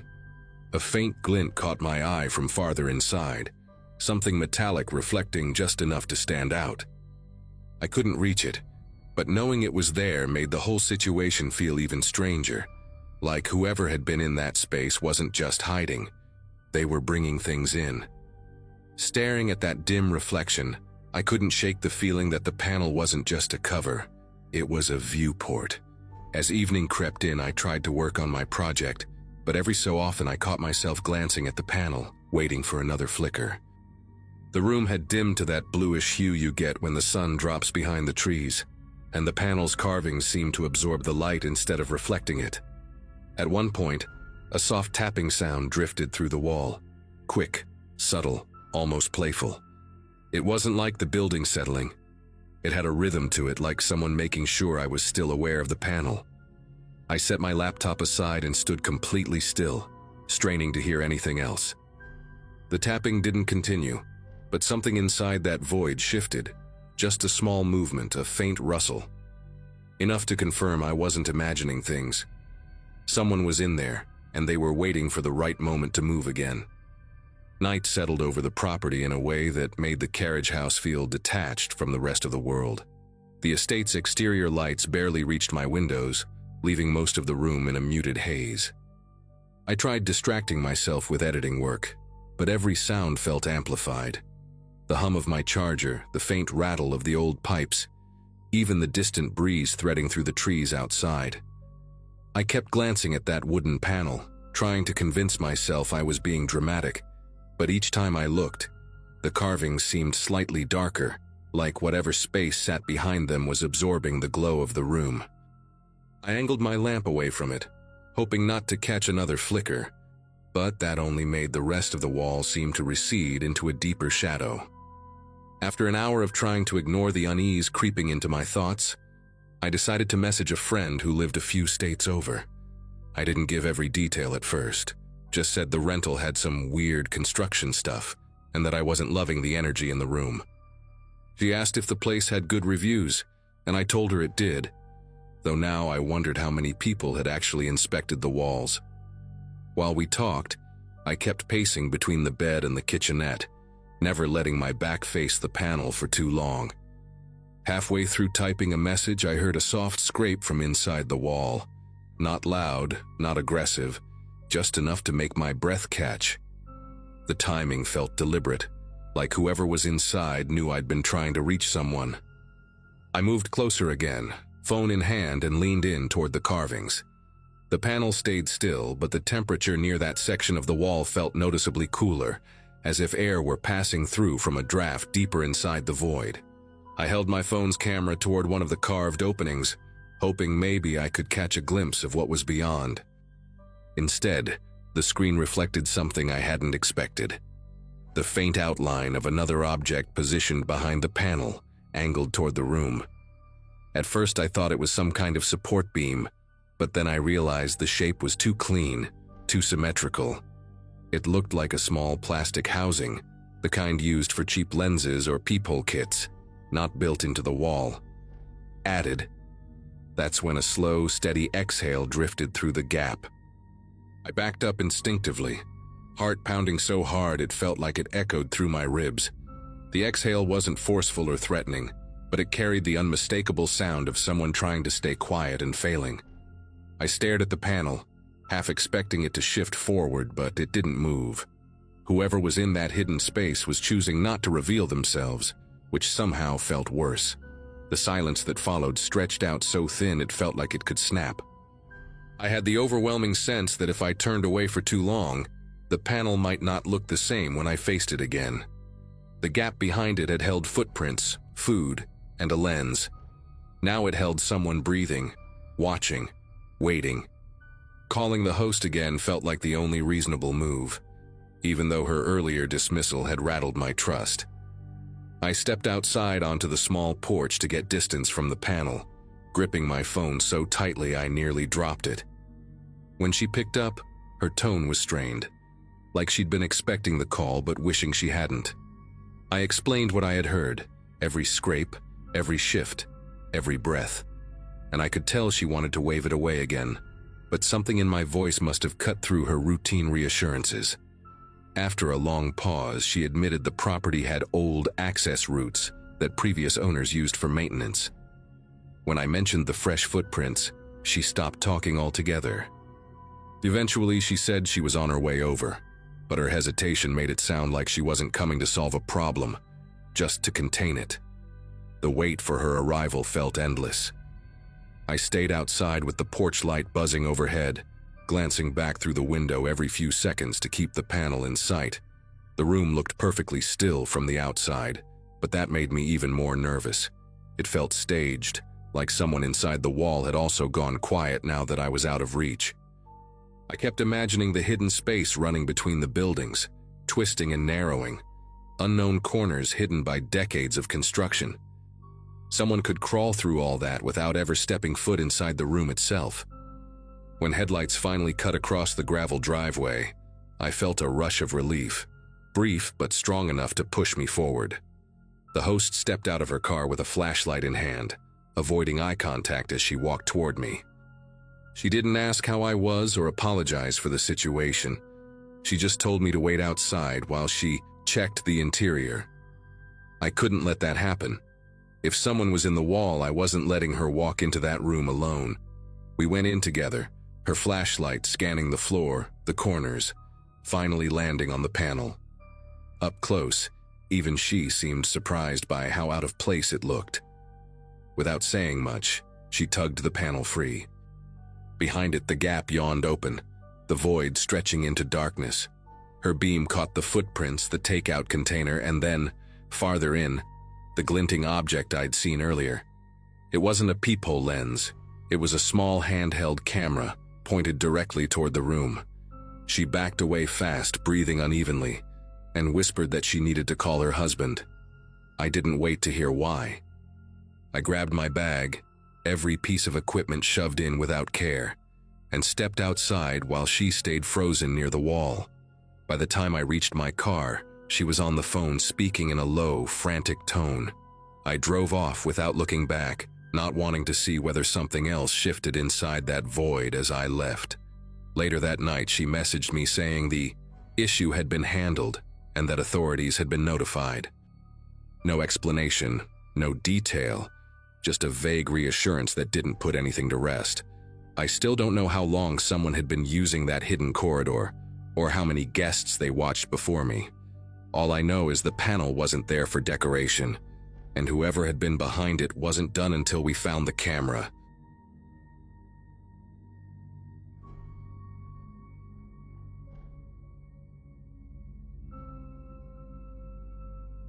The Airbnb I booked that spring belonged to a family living in a quiet residential neighborhood on the edge of a small town, the kind of place where most houses had wind chimes and faded porch swings. I'd taken the trip to get a break from my cramped apartment and finish a remote work project without constant interruptions. The listing showed a separate guest suite attached to the main house, with its own entrance, and a small laundry room between the two spaces. I remember noticing how the laundry room door had a heavy old brass handle, tarnished in a pattern that looked almost like fingerprints frozen into the metal. The host, a woman named Laura, greeted me at check-in with a quick tour and a rehearsed explanation about privacy. Everything seemed straightforward, even comforting in that mild suburban way. The first couple of days passed quietly. I spent most of my time typing at the little desk next to the window, listening to distant lawn mowers and the soft hum of the fridge.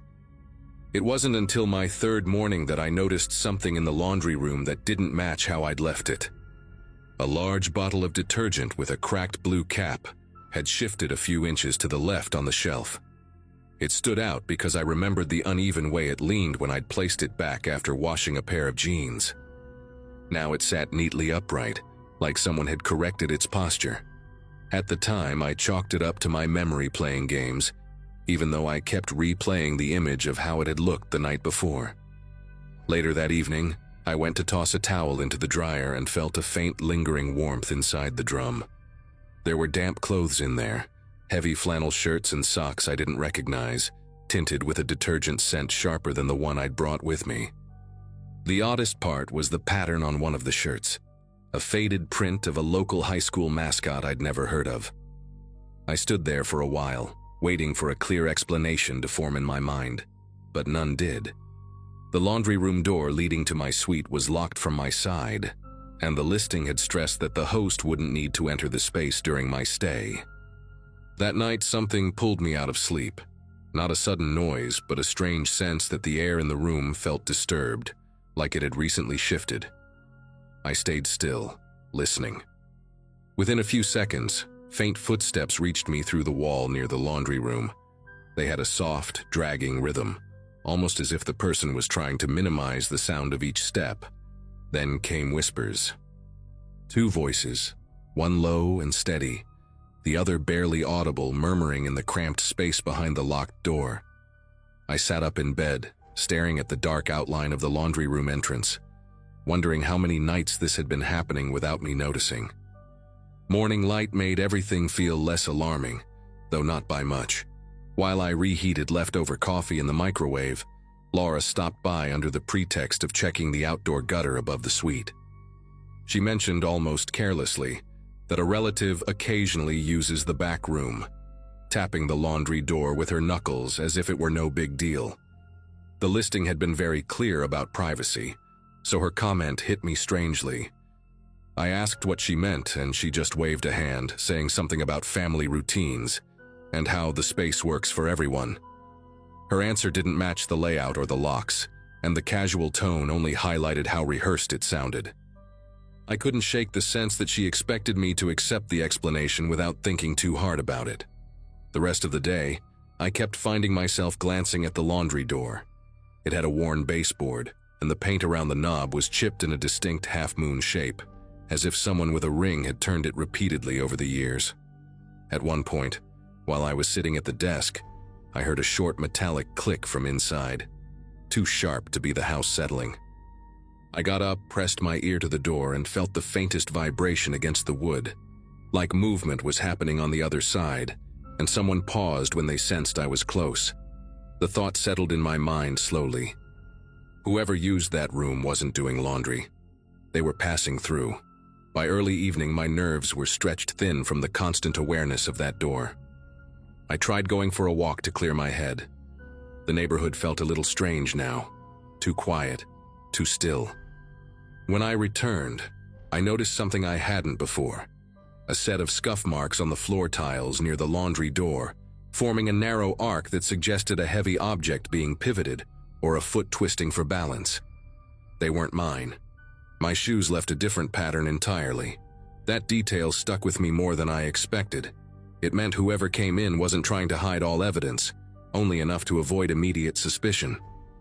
When I went to bed that night, I positioned a suitcase and a metal folding chair against the laundry room door, not as a real barricade, but as a way to alert me if anyone tried to come through. I kept a lamp on, telling myself it was just for comfort, though I knew I didn't fully believe that. Sometime after midnight, I caught a faint sound again, barely their movement, too steady to be pipes or settling wood. The chair trembled slightly, just enough to tap against the wall, and everything inside me paused at once. I didn't call out. I didn't move. I just stared at the shadow beneath the door, watching it shift in a slow, gliding motion, as if someone were studying the outline of my barricade from the other side. The moment that shadow drifted away, I realized there was no chance I'd sleep again. I sat upright in bed for what felt like an hour, listening to the deep quiet settle back into the walls. When I finally worked up the courage to approach the laundry door, the air near it felt unusually cool, like the room on the other side had been opened to a draft. I pushed the suitcase aside and gently pressed the door's edge. The lock held, just as I'd left it. That should have reassured me, but all it did was confirm that someone had found a way to move through the space without disturbing anything I controlled. I backed away slowly, making sure every light in the suite was on before I returned to the bed. At sunrise, I packed my bag in silence. The decision felt instinctive, not panicked, just necessary. Before leaving, I opened the laundry room door cautiously, half expecting someone to be waiting behind it. Instead, I found a detail I hadn't noticed before, a narrow seam in the drywall behind the dryer, running vertically like a hidden panel. The edges were smudged with faint streaks of gray, almost like fingerprints dragging along plaster. I didn't touch it. Just seeing it was enough to understand how easily someone could slip in and out without using the locked door at all. The entire setup suddenly made sense in a way that made the room feel smaller. When I stepped outside, Laura was on the porch watering a planter filled with wilted basil. She didn't look surprised to see me leaving early. She just asked if everything had been comfortable enough, phrasing it in a way that made the question sound like a test rather than genuine concern. I told her I had a schedule change and needed to hit the road. She nodded slowly, as though she already knew I wouldn't be staying. Her expression didn't show guilt or relief, just a strange, unreadable passivity that made me wonder how many other guests had cut their stays short without explanation. I didn't wait for further conversation. I walked to my car, feeling the urge to keep a steady pace until I reached the driver's seat. I reported the listing that afternoon, attaching everything I could describe without sounding unhinged. The platform took the report but never followed up with details, only confirming they were reviewing the matter. A week later, curiosity pushed me to check the listing again, and it had already been removed. No explanation, no replacement, nothing. I still think about that thin vertical seam behind the dryer and the voices whispering in the dark. Whatever was happening in that house felt practiced, routine even, like I'd just stumbled into someone else's nightly pattern. And even though I left without confrontation, the knowledge that people had been walking through the suite while I slept has stayed with me in a way that's hard to fully shake.